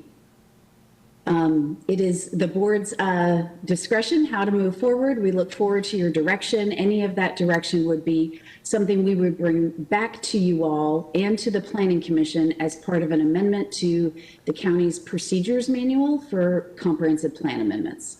Be happy to answer any questions. Thank you. And thank you, Ms. Zornita, for that report. And thank you for your carefully thought out recommendations. These recommendations bring the process for privately initiated comprehensive land management or comprehensive plan amendments, changes to our land use constitution, that's what it is, in line with the process that we already use to amend the underlying land development code. That's sometimes difficult to understand. I did ask that this initially be brought forward. I've been concerned for some time about the process for these privately initiated amendments. And it never made sense to me that there was no opportunity for this board to weigh in earlier in this process. This has required Planning Commission staff to spend hours and hours on proposals that would never be likely at all to gain board support. And I was hoping that doing away with privately initiated process altogether. However, I worked with Ms. Zornita, and she suggested more of this tune-up to match our underlying land development code. Makes all the sense. So I'm going to pass the gavel right now, figuratively, through the plexiglass, to make this motion. And here's my motion. Direct the Planning Commission to bring through the appropriate process amendments that would effectuate the recommendations presented on page 2 of this report that has just been spoken to, and these include limiting the number of plan amendment cycles to 2 times a year, like the privately initiated text amendment to the Land Development Code already do. Additional steps in the process for evaluation of whether there is a need for additional data and analysis or public outreach in the review of the privately initiated text amendment to the comprehensive plan. And an additional BOCC review similar to the process for privately initiated land development code amendments as outlined in section 8.1 of the Unincorporated Counties Development Review Procedures Manual and section 10.4 of the Land Development Code, with the process making whatever modifications it determines are needed as part of that process. And that's my amendment. So we have a motion by Chair Kemp, Commissioner Kemp, and a second by Commissioner Smith. Commissioner Smith, you have your hand up. Yes, thanks. Text amendments are on a whole different level than map amendments in our comprehensive plan. So I'm really glad that we are taking a look at this process, and very much appreciate the Planning Commission's very thoughtful approach to adjusting that process. The map amendments only make a change to one piece of land on the future land use map. So, a private property owner can ask for their property to be changed from one land use category to another without impacting the whole county. But text amendments can impact the whole county. They make a change to the plan itself that can then apply to all sorts of property throughout the county. So that definitely warrants a more thoughtful process than the more streamlined, map amendment. Let's hear what you want your property to be. So I very much appreciate this. I think it's a really good solution that has been worked out, and I'm happy to support it. Thank you. I do have some comments. Do you have any comment? And I'm also unable to see Commissioner White's hand. Commissioner White, did you have any comments? I do not, Madam Vice Chair. Thank you for asking. Okay, thank you. I just wanted to say very quickly that thank you very much for the report. It's great. And I do think it's readily apparent that we need to include thoughtful analysis when we are comparing private interest and the public purpose of our comprehensive plan.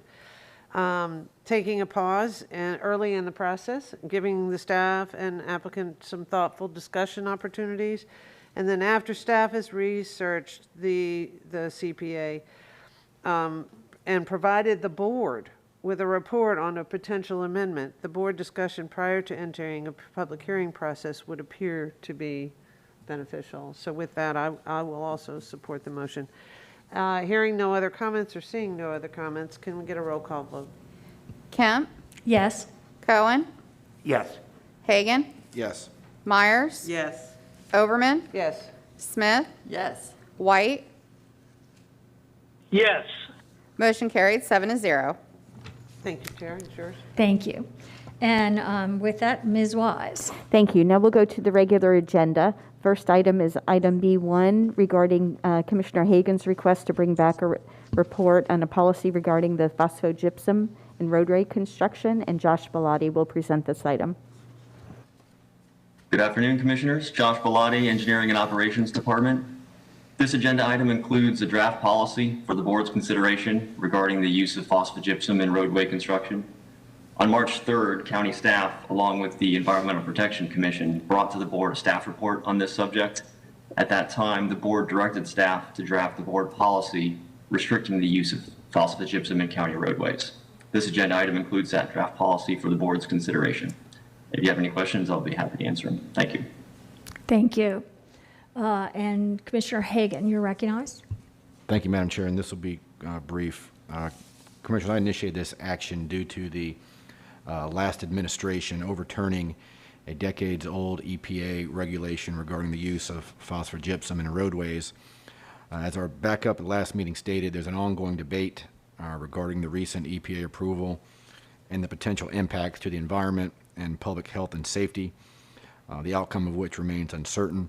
There have been a number of lawsuits generated by some environmental groups challenging the decision. This is a very scientific issue. However, for me, the primary mission of government is to protect the welfare, health, and safety of our citizens, and concerns do exist with the risk posed to residents and wildlife from roadway runoff. I cannot think of any reason why we should consider using this product at this time.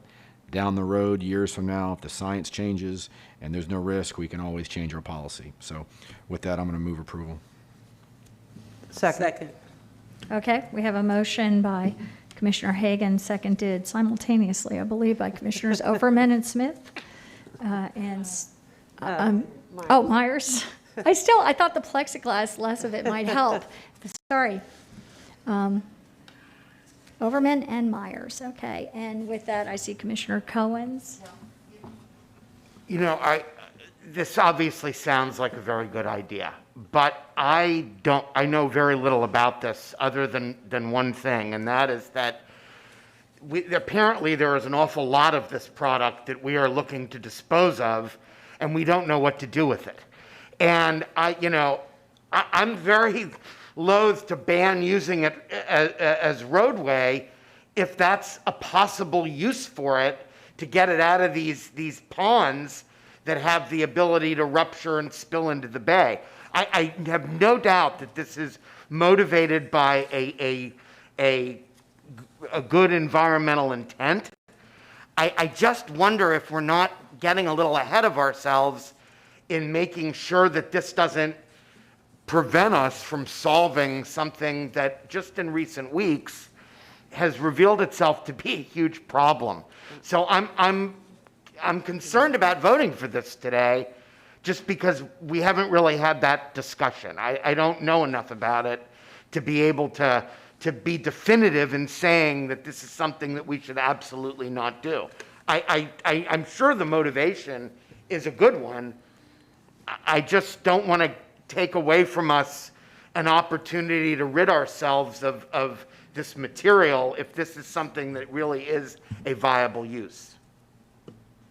Commissioner Overman, you're recognized. Thank you. And I too initially had a concern about that. It's like, there's a lot of stuff. I had some folks in town this week, and when they saw the mountains of gypsum stack, they're like, you guys do have mountains here. And I was like, no, we don't. So to your point, there's a lot of it. And it is a resource that we do need to find a resilient, sustainable solution for. But I think to Commissioner Hagan's point in his comments is that at this point, we don't have in this particular effort a solution that is at a safety level that I'm comfortable with either. But it's not to say with technology and research and the studies that are in the process now that and ongoing for the future couldn't come up with a sustainable, safe use of this particular byproduct. And I'm hoping that happens because, as you pointed out, there's a lot of it. But we don't have the science now. And the data is clearly not clear from what I've read and what I'm learning about this as much as possible. So while I agree that I don't want to cut off an opportunity, to Hagan's point, Commissioner Hagan's point, is that we could, in fact, find another decision down the road when we have better science to support making a different choice. So while it does cut it off now, it's saying, hi, we want to make sure that we're using something that we believe is safe. And then in light of what we've seen at Piney Point, there are real life consequences to the status quo on these stacks. So I'm going to support the motion today, but recognizing that we have the ability to make a different choice later on down the road. Okay, Commissioner Hagan? Yeah, and this will be brief, and I think Commissioner Overman said it perfectly. Well, I do understand where Commissioner Cohen's going. We cannot say definitively or 100% anything, but there's a reason why that there's been a decades-old policy preventing the use. And there's a reason why there have been several lawsuits challenging the last administration overturning that policy. From what I understand from talking to Mosaic and others, the science is years away. And if it changes down the road, I'm more than happy to overturn this policy. But in the meantime, I think I'd rather be prudent and with the concerns that we have and enact the policy now. If science changes, we can always change the policy. Thank you. Thank you. And for the record, I'll just say, yes, after decades, the last administration with the Okay, call me when you can. with the EPA did just eviscerate all kinds of protections, and so this was put in place at the very end. And I have no doubt it will be overturned, if not in the process of being overturned anyway federally. So I think it's that this won't really have any effects. I don't think we'll be able to make a local allowance for this at any rate. So with that, I see you have Commissioner Cohen. Are we using this to pave any roadways now? No. And is it anticipated being used to pave any roadways? No. Okay. Although, as stated, be nice to find a safe use for the mountains of phosphogypsum that are around here. Actually, just of Central Florida, just of a few counties. But at any rate, with that, if we could have a roll call vote. Kemp? Yes. Cohen? No. Hagan? Yes. Myers? Yes. Overman? Yes. Smith? Yes. White? Commissioner White? Did we lose him? Motion carried 5-1. Commissioner Cohen voted no. Thank you. I think we have 2 more items left and then future items. Is that correct? Yes, ma'am. So is it the board's pleasure to just keep plowing through this right now? Okay. Alrighty. The next item is item B2. This is a procurement item, but Scott Stromer, this is regarding the new Tampa Performing Arts Center. Scott Stromer will speak, but also Tom Fass will speak to the project as well. Again, hello, Commissioner Scott Stromer, Procurement Services. Item B2 is asking the board to award and execute an agreement with the overall lowest responsible bidder, Bandy's Construction Company Incorporated, for construction of the new Tampa Performing Arts Center for the Capital Programs Department at a total cost of $7,316,000. The project includes construction of a new 20,000 square foot civic building and will be expandable to 30,000 square feet with a future second floor if chosen. A pad-ready site with the requisite utility infrastructure and a lighted parking lot was provided by a developer. The disadvantaged business enterprise participation goal of 15% was established for the project, and the recommended vendor has committed to achieving that goal. Procurement Services does recommend approval, and staff, Mr. Fass, presents more information and answer any questions the board may have. Thank you. And at this time, Commissioner Hagan, you're recognized. I think Tom Fass wanted to make some comments first. Oh, I'm sorry. I'm sorry. Okay. Mr. Fass. Okay, good afternoon, Commissioners. Tom Fass, Assistant County Administrator. I'm going to pull up the presentation now. Hopefully it's sharing. The new Tampa Performing Arts Center is the latest in the county and is planned to be operated similarly to these other community cultural centers with the nonprofit operator of a county-owned facility. This project's been in the works for some time. In February 2014, the board directed staff to bring back a report on the redevelopment of the site. The board then directed staff to proceed with a public-private partnership RFP. Subsequently, in 2015, the board entered into a real estate agreement with the P3 developer. With the establishment of the Performing Arts Center in the CIP in 2016, a 20,000 square foot facility with 4 classrooms and a theater was designed with the construction contract before you now. While this facility will be operated with county-wide funds, the City of Tampa has also committed to up to $75,000 annually pending City Council budget approval. Finally, I wanted to offer this updated comparison of the Performing Arts Center with the Carrollwood Cultural Arts Center, given some of the questions we've received.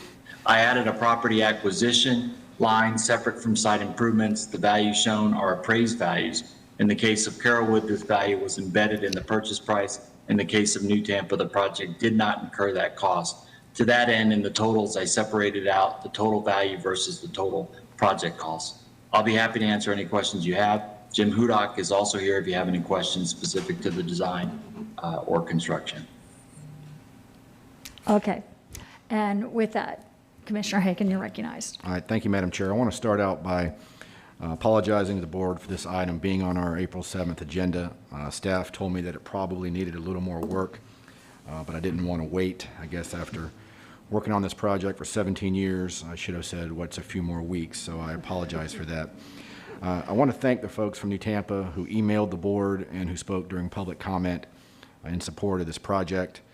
As I stated during our last discussion, throughout this process, extensive outreach and public meetings occurred with the community. As a result, the closest neighborhood, Hunters Green and New Tampa, overwhelmingly support this project. We received in excess of 140 emails in support, including a letter of support from the Hunters Green Community Association. Curiously, we did receive 6 or 7 emails in opposition. One was concerned with competition, 2 mentioned traffic, although Bruce B. Downs is an 8-lane road and the developer installed a turn lane. 2 did not state a reason, and 1 was indecipherable. Thomas Scott did a great job of introducing the item. I know the board's been brief. Not going to detail the entire 17-year history. However, I think it's important to point out a few things. This journey began in 2004 when the county purchased the land for the Bruce B. Downs widening project. After the road was built, staff wanted to surplus the remaining land. At that time, I lived about 1.5 miles away in New Tampa. I knew that New Tampa was hurting for a destination, and with the location of Bruce B. Downs across from Hunters Green, it had the potential to be a wonderful centerpiece for all of New Tampa to enjoy. So the board ended up voting to designate the land for some type of passive park amenity. As I stated last time, New Tampa is a unique community because it's split between unincorporated Hillsborough and the city of Tampa. This location is just within the city limits. Pebble Creek, Live Oak, Cross Creek are all neighborhoods which are about a half mile away. By my calculations, we've had at least 15 votes on this project, a couple that I want to highlight. Because of the funding challenges, the board approved our very first P3 in July of 2015 in order for this project to occur. As a result of the very successful P3, the developer of this project contributed $4.2 million by providing road access, parking lots, a pad for the facility, $1.8 million in cash, and a dog park. It's important to point out that this is an improved CIP project that is fully funded. In 2019, there were 2 board votes regarding funding. The first was the authorizing resolution and the proposed bond list on May 15th. The related budget amendment was approved by the board on June 9th of 19. Both items were unanimously approved by the board. Commissioners Kemp and Smith supported both funding items, yet now, for some reason, have concerns and want to pull the plug at the last hour. I want to address one of the issues that came up during the last discussion, and I know Commissioner Myers raised questions about the city contributing. While it will be nice if the city contributes to the project, the reality is there has never been a county facility in the city that has received city funding. I want to repeat that. There has never been a county facility in the city that has received city funding. We have over 50 county facilities located in the city, including many parks and senior centers, many located in District 3, that do not receive city funding. However, I should point out that many of these facilities are funded with countywide revenues, so city residents are contributing. We have received a letter from the city, and I'm excited that the city has agreed to contribute to the project. Regardless of the amount, it will be something that has never been done before. So because of that, I want to thank Commissioner Myers for making this happen. But I just want to emphasize that if we look back at history, the city's level of support shouldn't be a basis for not approving this project. Because if that's the threshold, then none of the 50 much-needed facilities would have been built. By having 15 votes and approving funding, the board has made a commitment to the New Tampa community that we should build a performing arts facility. The good news is we were very creative and utilized our first ever P3 to have a developer contribute. But not only did we make a commitment, we've already spent nearly $1 million on design and project development cost. Again, that's a reflection of our commitment. I think it's important to point out, and I would ask Tom or Greg or Bonnie to correct me if I'm wrong, but we've never canceled a CIP project when a construction contract has come before the board. I'm not going to spend much time on the operational side today because it's not part of the agenda item. What is before us today is a construction contract, and staff will come back with the operational contract, but I do want to point out a few things. I have had zero involvement regarding operations other than speak with the STRAS yesterday. This has been 100% handled by staff. However, what staff shared with me, and I'm assuming they shared with the other board members, they do feel that the Florida Cultural Group is the lowest cost option and feel very strongly that through their expertise, we will likely have a self-sustaining, non-subsidized facility within a few years. That's because they have experience in bringing in national acts and are adept at fundraising. They are a revenue generator and operate at net zero at the Manatee facility, which is our goal here. It's also important to point out that every facility has operational costs borne by the county, either by hiring additional staff or partnering with the private sector, which may have expertise in that particular area. The good news here is, again, staff feels based on FCG's experience, they will provide us an excellent opportunity to be a self-sustaining, non-subsidized facility, which rarely, if ever, happens in county government. However, all that being said, as the backup states, no commitments have been made to FCG, and if the board elects to do an RFP, that is perfectly fine with me. As I pointed out, we received over 140 emails in support of this much-needed project. Some were similar in nature, but many made excellent points, and I'm going to highlight a few here. This will only take a moment because, candidly, I think they make the case better than I do. As a New Tampa resident, I implore you to ensure that the promises made to the community are kept. New Tampa does not have a place where the arts can enrich the lives of our residents, and this project will have a positive transformational impact on New Tampa. The second one, my family lives in Pebble Creek neighborhood of New Tampa and hope to continue to live here for many years to come, but our economy needs help. We see our economic base being eroded by new home construction and businesses moving due to our close proximity to Pasco County. Having the New Tampa Performing Arts Center here in New Tampa will not only add to our quality of life, but also will increase tax revenues for you. Currently, whenever we want to see a theatrical or art show, we have to drive into the city of Tampa. Having a Performing Arts Center here would not only ensure a steady stream of customers from Hillsborough County, but our close proximity to Pasco will ensure their attendance and revenue as well. Our local businesses will again thrive, and new businesses such as restaurants will be encouraged to locate here. The next one, I am writing you today to express my support for the long-promised, much-anticipated construction of the new Tampa Performing Arts Center. Investments in infrastructure, including the arts, are critically important to the economic vitality of a community, and investment in the arts can serve as a progressive catalyst for cultural development and improvement. Though the construction and proper maintenance of roads and bridges are essential to economic prosperity, investments in the arts should never be readily discarded for purposes of temporal expediency or in exchange for other projects where less efforts in terms of planning over the many years have been made. A couple more and I'll finish. Please vote to approve the new Tampa Performing Arts Center. It is important that the community has a place to celebrate the arts and enrich the lives of children and families. Further, the facility will serve a gathering place and help to organize the various neighborhoods and build a sense of a united New Tampa community. Next one, I believe the theater community and the New Tampa community at large are definitely in need of this project coming to fruition. This building would be an asset to the New Tampa area because it would promote the arts and economic development. The next one, the one major need of this area of the county is developmental programs for children and teens as well as public gathering places. The Arts Center will provide classes in theater, music, and art for children and teens who wish to pursue those interests at a reasonable price, much as the New Tampa Rec Center does for sports. Programs and shows will also be available for those that cannot travel to or afford shows at the Strass Center. It also provides for community theater, which is a shining star for any community. And then the last one. I've been following this project for the last decade, and I had hoped that my children would have had a chance to enjoy a cultural center in their own community.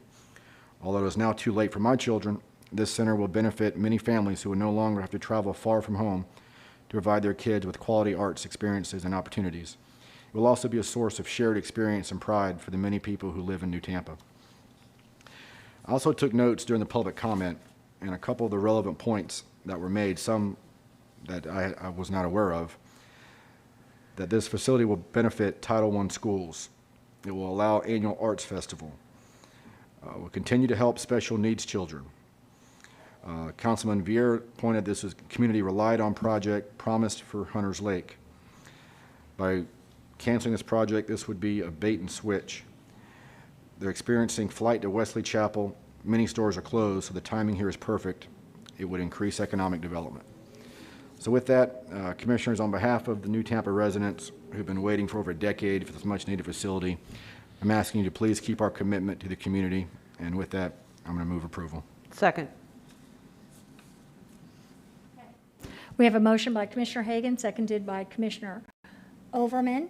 And Commissioner Myers, you're recognized. Thank you, Madam Chair.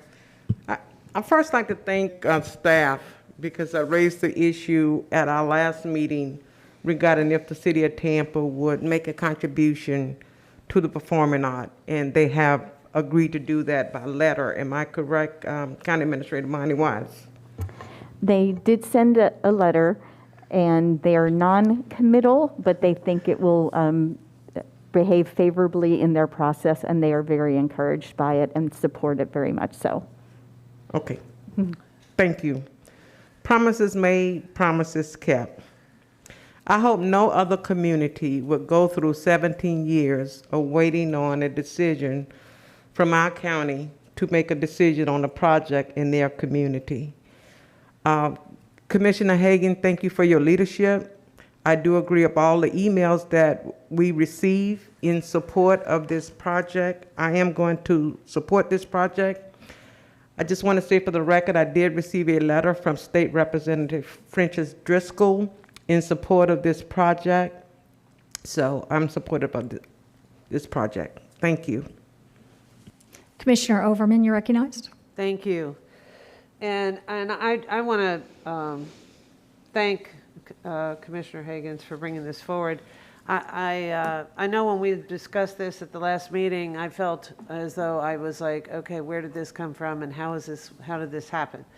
And I think it was just having it come up after not being here for 15 years was the primary concern that I had.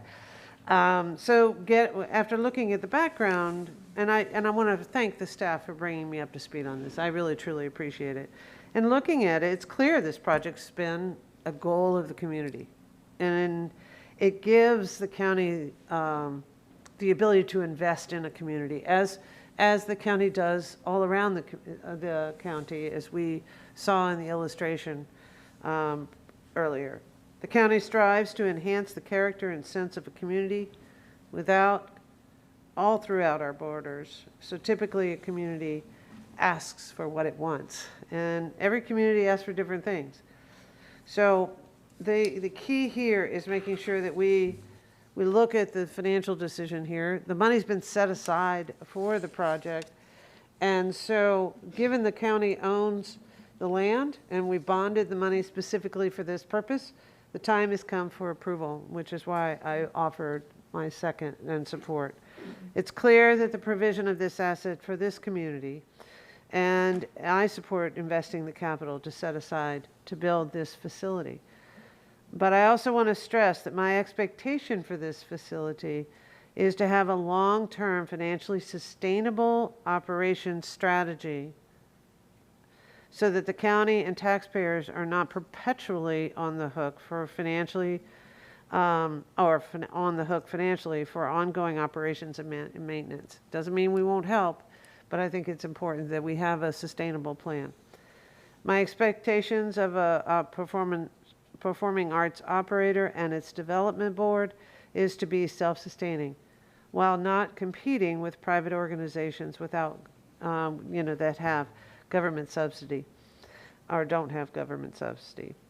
I would like to see an open, transparent solicitation to see what organizations are out there that may best fit for Hillsborough County and its residents while giving us the best opportunity for long-term success. So assuming this item passes, Madam Chair, if you don't mind, I'd like to respectfully ask for an opportunity to offer a motion to that effect. Okay. Commissioner Smith, you're recognized. Thank you. And I very much appreciate the emails and the public comments we've received from the community, and I completely understand the desire for a cultural center. I love arts and theater, and I wish we could have a cultural center in every community throughout the county. But before we build it, we have to have a good plan for how it will work, who will run it, how it will be funded through the years after we build it, and we are not there yet, in my view. The plan before us today is for Hillsborough County to build an $8 million building and then turn it over to a Manatee County group to operate, with our county paying for all the operations, maintenance, staff, et cetera. And I just can't support that plan. I hope that if we take a little more time, we can work out a better plan with more involvement of the local community and provide a cultural center that we can be sure will succeed with more involvement of the local community. Our other cultural centers in the county have local 501c3 organizations, and that's what we need here before we build a building. The plan for this back in 2004 was to have a local 501c3 run this. So the New Tampa Cultural Center 501c3 was formed, but it only lasted from 2004 to 2006, and then it was disbanded 15 years ago. But the Carrollwood Cultural Center, the Firehouse Cultural Center in Ruskin, the Brandon Center Place, they're all run by local 501c3 organizations. And here we need the same local community involvement. Instead, this plan feels like Hillsborough County would be building a remote operation of the Manatee Players, bringing their Bradenton, Sarasota area programming to New Tampa and managing that by their board of Manatee and Sarasota County residents. The FCG, aka Manatee Players Plan, notes that it takes a village on page 12 of their plan. But their list of potential community partners is mostly Manatee County partners, Sarasota, Manatee organizations, and they do list the STRAS. I'm not even sure we have that. Manatee Chamber, Bradenton Area Convention and Visitors Bureau, the Crosley Theater is in the Bradenton area, the Manatee Community Foundation, Bradenton Kiwanis, and their board members and officers seem to be all in the Manatee County, Sarasota County area. Would they be driving up to New Tampa to attend performances or fundraising events for the New Tampa Cultural Center when they're invested in their Manatee Players Cultural Center? So the community partners and their board members are all in that area outside of our county, and I just don't see how these people are going to raise funds to support an arts venue in Tampa so far from their home base. They would even drive all the way up from Bradenton, Sarasota to New Tampa to attend performances. It just seems unworkable, and I need to see a plan for the local community leadership and involvement before we invest in an $8 million building in New Tampa. The New Tampa Players, a resident troupe, put on about 4 shows a year, but they'd have to pay to use this space according to this plan. So Hillsborough County would be building an $8 million building for the Manatee Players, aka FCG, to bring their shows up to New Tampa, while the New Tampa Players would be paying to use this space. And up until now, right now, the partners for this plan included the Prodigy Group, but they have just been very recently taken out of the mix. So I'm not saying I won't support a cultural center in New Tampa. I'd love to support a cultural center in New Tampa, and I hope we do that someday. I'm saying that before we move forward and build a $7.5 million building, we need a better plan to ensure that the cultural center will succeed and truly serve the local community with programming generated and managed and informed by that local community in the years ahead. You know, today's newspaper has a report of this project's history of spending that has not been a good deal for the taxpayers. And so before we send millions more down that path, I think we need to make really sure we have a better plan in place. So I'm sorry I won't be able to support this, but I hope that that we could end up with a better plan in the future. Thank you. And I'm going to take some time because I've been part of this for a while. And I agree with all your comments, Commissioner Smith. Today's paper, I suggest that if you haven't seen the history of the article or history of the project, that you go through and see that. I do very much want to thank those from New Tampa that spoke and contacted us. Everyone wants a community organization, a place to be. They want better things for their community, an art center. All of that are all good, promising goals, but that I don't believe that this fulfills that promise that so many had been involved in many years ago, actually. As Commissioner Smith said, and as the article outlines, this has been a long project, but not because the community was necessarily breaking down the doors at the time to be there. This was a space, first of all, that the county could have just surplused and sold, but didn't do that. We ended up, from what I can tell, the shopping strip mall center that bought it got a pretty good bargain for what they paid over the years, about a $10 million bargain that could have gone to a center somewhere else already or right there. And I'll just tell you, I don't know who's been there at this time to see the place, but basically, it just doesn't make any sense. It doesn't build community out there. It wasn't what the promise was in my mind. People mentioned Hyde Park and some of those emails that they sent, but it wasn't designed with mixed use as it could have been, like Hyde Park with the theater put in there and housing above. It's got to the back of it a massive just built 4-story apartment building.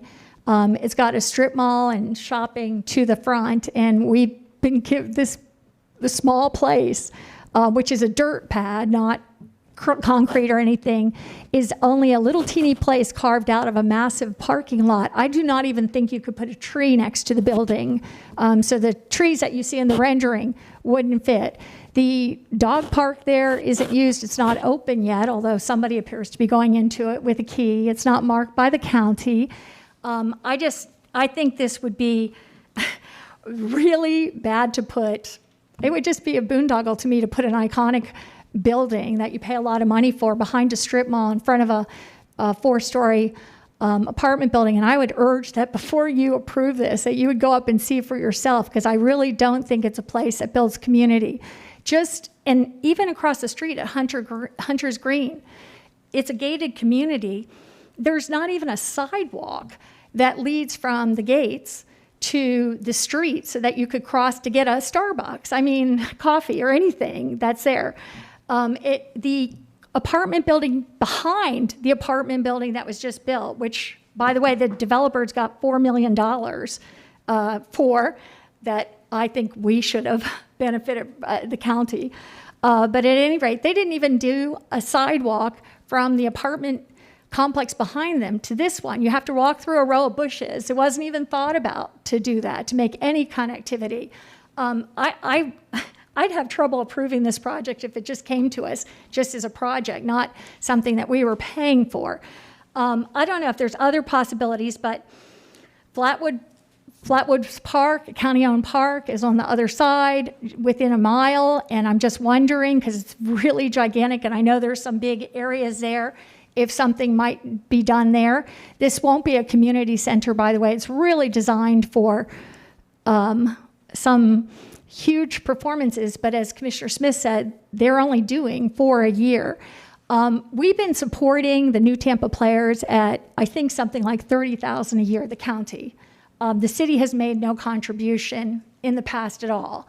And they now have moved to the mall, which actually, when I heard about this, the university area, uptown, I think that that would be a really great place. To me, that's a way to redevelop those buildings when you have solid, already buildings that accommodate something like a film studio or a performing center or something like that. It seems like a really great place to commit to something like that for a downtown. There might be other thoughts about a community center.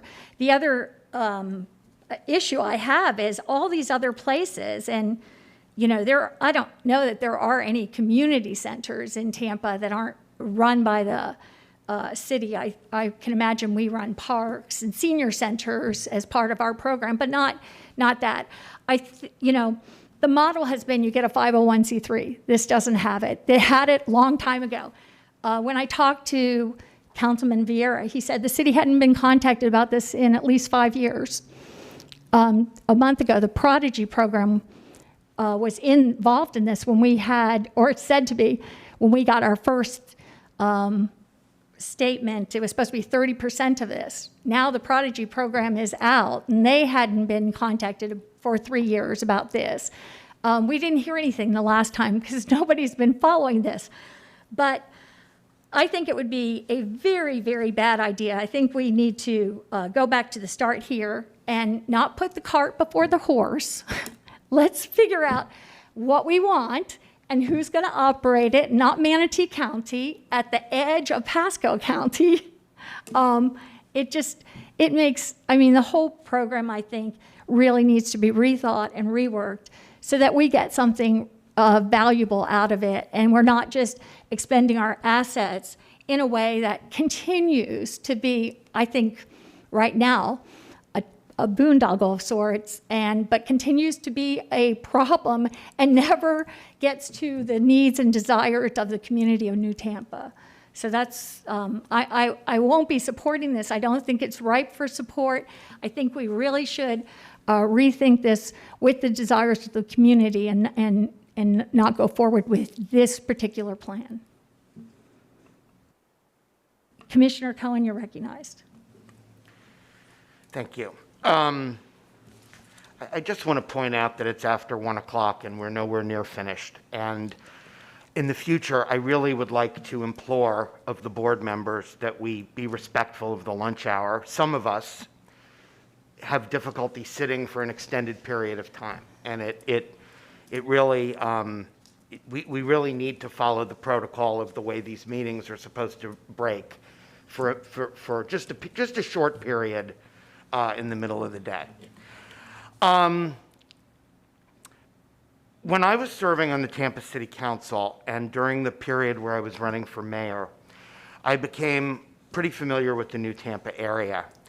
And while it may be true that this hasn't come up recently here, I remember when I was running getting questions constantly about the status of this project, because so many people over the 17 years that it's been brewing have been depending on it happening at some time and have really lost faith in our ability to, as Commissioner Myers said earlier, keep a promise that was made. I think the difficulty that New Tampa has is that, unlike a lot of areas in the county, the line between the city and the county is very, very blurred. Some people receive services from the city when they live in the county, vice versa. Some people don't even know which they live in. When I was on the city council, we voted to expand a community center in New Tampa, and one of the arguments that was made against that vote was that we would be serving a lot of county residents with the expenditure. So the first thing I want to say is that because of the fact that New Tampa occupies this sort of odd no man's land position of being sort of half in and half out of the county, it could go one of two ways. It could be something that everybody pays attention to, or it could be something that nobody pays attention to. And I think that in the case of New Tampa, you know, I was interested that Commissioner Smith mentioned the Carrollwood Center and the Firehouse Cultural Center and the Brandon Cultural Center. They don't have anything like that up there. And while I recognize that no plan is perfect, and I think that there are legitimate questions about how this thing is going to be operated, the bottom line is that this promise to build it has been out there for a long time, and a lot of people have depended on it. Secondly, you know, the schools are in a terrible financial crunch right now. We're watching it play out. And at the very most, we know that they're not going to be able to provide the same level of arts education that we have seen in the past. We don't know where their cuts are going to land or exactly where things are going to end up. But we do know that arts programming is under attack, and particularly in the public schools, is going to be cut back, at least to some degree. While I know it's a frustration of all of us that we can't do more to directly assist the schools, one thing that we can do is provide funding for arts programming to make sure that kids and adults and everybody in the community that wants exposure to the arts can have it. And I do think it's just very, very difficult for me, even if it's going to require some operating subsidy, and I'm thrilled to know that the city is going to contribute something. It's very difficult for me to ever vote against something for the arts, because I know how desperately needed it is and how much it can mean to the students and the young people, particularly, who depend on it. Finally, you know, there is an economic development issue in this area of New Tampa that's a little bit different than in the rest of the county.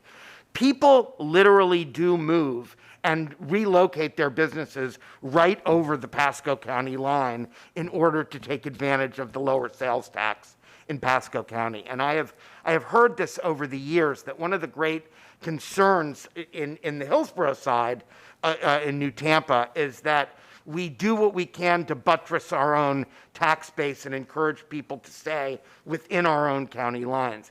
And I do think that from that perspective, it makes sense to make some additional investment in this part of the community. So for those reasons, I've decided to vote yes on this item, and I'm looking forward to supporting the subsequent motion to put it out for an RFP and actually get some competitive bids done in terms of who will actually run and operate it. Commissioner Overman, you're recognized. Thank you, and I appreciate that.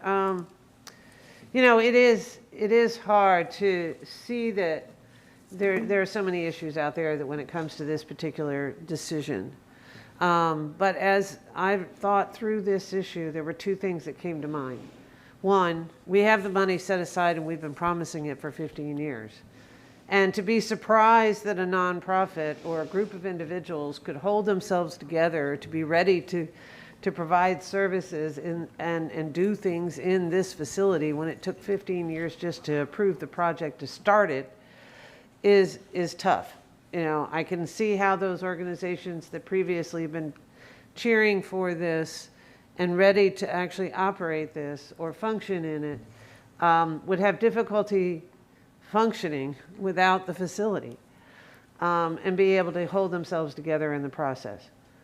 But I also recognize that, you know, when we start building this, we have to have that, which is why I want to offer a subsequent motion to make sure that we have the best operation solution and ask, you know, staff to go forward on moving forward with that. But this particular item is to award and execute the agreement for the construction. It's not the operations plan. If I could have figured out how to tie them together, I would have. But that's not the original agenda item. But I am also of the mindset that it's critical that we bring back in a rapid fashion, you know, how we're going to make sure that we're not building a building that, one, doesn't have operations in it, isn't offering, you know, there are services being offered. And then two, that it's a sustainable program, because we did talk about the amount of commitment in the previous illustration that it might take to seed getting the organization or getting the operations going, of which those numbers seemed high to me, and I wasn't excited about them. But that being said, nothing will happen if we don't start building the building. There are concerns of transportation. It's located in the city. It will have to go through the city permitting process to work out those details, but nothing will happen if we don't vote on this today, unless we do it later. And since we've been trying to get it done in 15 years, I just assume we got it done today. So with that, I'll listen to everyone else, but I'd like to call the question if there's such a thing. Commissioner Hagan, you're recognized. Thank you, Madam Chair. I'm going to be real brief. First of all, I want to thank Commissioner Myers, Overman, and Cohen for your comments and support. And Commissioner Overman, if you move forward with an RFP, I'm more than happy to support that. Over the last several years, I've attended several neighborhood meetings, town hall meetings, and there are two main concerns or themes that always resonate, and Commissioner Cohen touched on this. Number one are businesses leaving up there, flight to Wesley Chapel, as one speaker mentioned, and the need for a destination. Well, this project accomplishes both. Now they have a green grocer, restaurants, much needed services, and they can have a wonderful destination. I'm accustomed to Commissioner Kemp and Smith and I being on opposite sides of the issues, but today I really want to give you guys an A for your creativity in opposing this facility. And lastly, there was reference to no sidewalks. My aide just sent me a text that he's looking at an aerial of the project, and there are sidewalks within and a crosswalk from Hunter's Green over to the project as well. So I wanted to point that out. And again, thank you for your support. And Commissioner Myers? Thank you, Madam Chair. I'm hopeful that the citizens of New Tampa have heard our concerns addressed as it relates to having their own 501c3 organization and sustaining their operational costs. Let's give the New Tampa community a chance to consider how they would operate once the building is built, so that they can experience what they have been waiting for 17 years. Without that, without a building, they cannot do anything. So let's work with the community and have staff, if there's a way that we can help them to establish their own 501c3, let's help our community. They are located in Hillsborough County.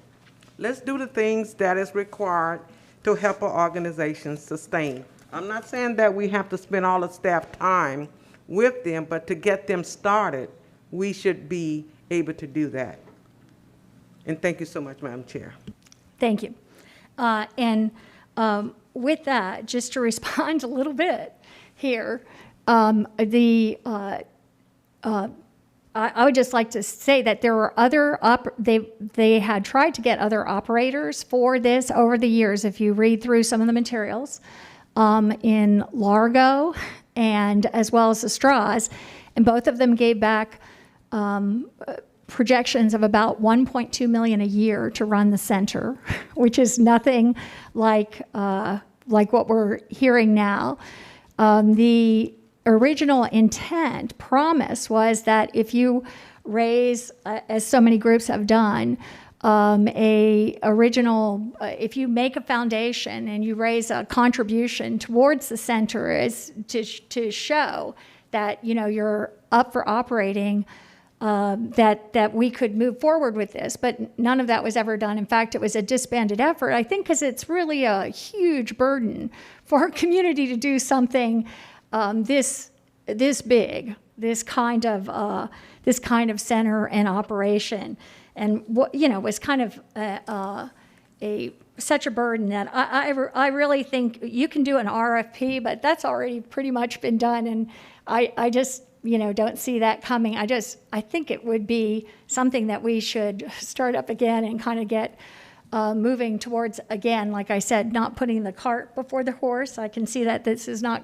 going anywhere, but I'm just going to say that is, I really think it's a mistake. But also just a small comment in regards to Commissioner Hagan. There are no sidewalks going from the gate at Hunter's Green. I went there and checked because I wanted to see. And you have to walk through their landscaping, which you can't really walk through the way they did it, or in the street. There is a crosswalk at Bruce B. Downs, as there must be, but there's no way to leave the Hunter's Green development, as well as the apartments, without walking through a hedge behind this. So it just wasn't built for connectivity or the kind of vision, I think, from the start. And Commissioner Myers, did you want to speak again? Yes, I think we have the full votes to go ahead and get this passed so that we can bring this discussion to closure. Yeah, you're the last person that wanted to speak. So with that, seeing no further comments at this time, can we have a roll call vote? Kemp? No. Cohen? Yes. Hagan? Yes. Myers? Yes. Overman? Yes. Smith? No. White? Commissioner Yes. White? I'm sorry. Thank you. Motion carried 5-2. Chair Kemp and Commissioner Smith voted no. Thank you. Ms. Wise? Oh, I'm sorry, the RFP, that's right. Thank you. Thank you, Chair. I appreciate it. So what we've heard is, to get this going, we want to make sure that we have a good sustainable operations plan. And so with that, I'd like to ask staff to solicit for proposals for the operations and management of the Performing Arts Center. So that would include whether or not it's a 501c, whether or not it has a board of directors, whether or not it has an excellent plan for a sustainable financial plan. And I think that's going to be critical. And by doing that, we'll do it in an open and transparent way to find out what best organizational structure and what organizations are able to give us the greatest opportunity for success for a community that really would like to see this happen. That's my motion. Okay, we have a motion by Commissioner Overman, seconded by Commissioner Hagan. Seeing no further discussion, roll call vote. Kemp? Yes. Cohen? Yes. Hagan? Yes. Myers? Yes. Overman? Yes. Smith? Yes. White? Yes. Motion carried 7-0. Thank you. Ms. Wise? The last item is Commissioner Kemp, your item regarding the Wade Boggs Athletic Achievement Awards Selection Committee's recommendation. Great, thank you. So I'd like to move board approval of the Wade Boggs Athletic Achievement Award Selection Committee's recommendations for the board to award its 2021 Wade Boggs Athletic Achievement Award to Zach Earhard of Wharton High School, and to give honorable mentions to Kip Kuchera of Riverview High School and Ken Hyatt of Alonzo High School, and request board approval for the award presentation to take place May 19th at the BOCC meeting and to be scheduled for 9 a.m. time certain. So moved.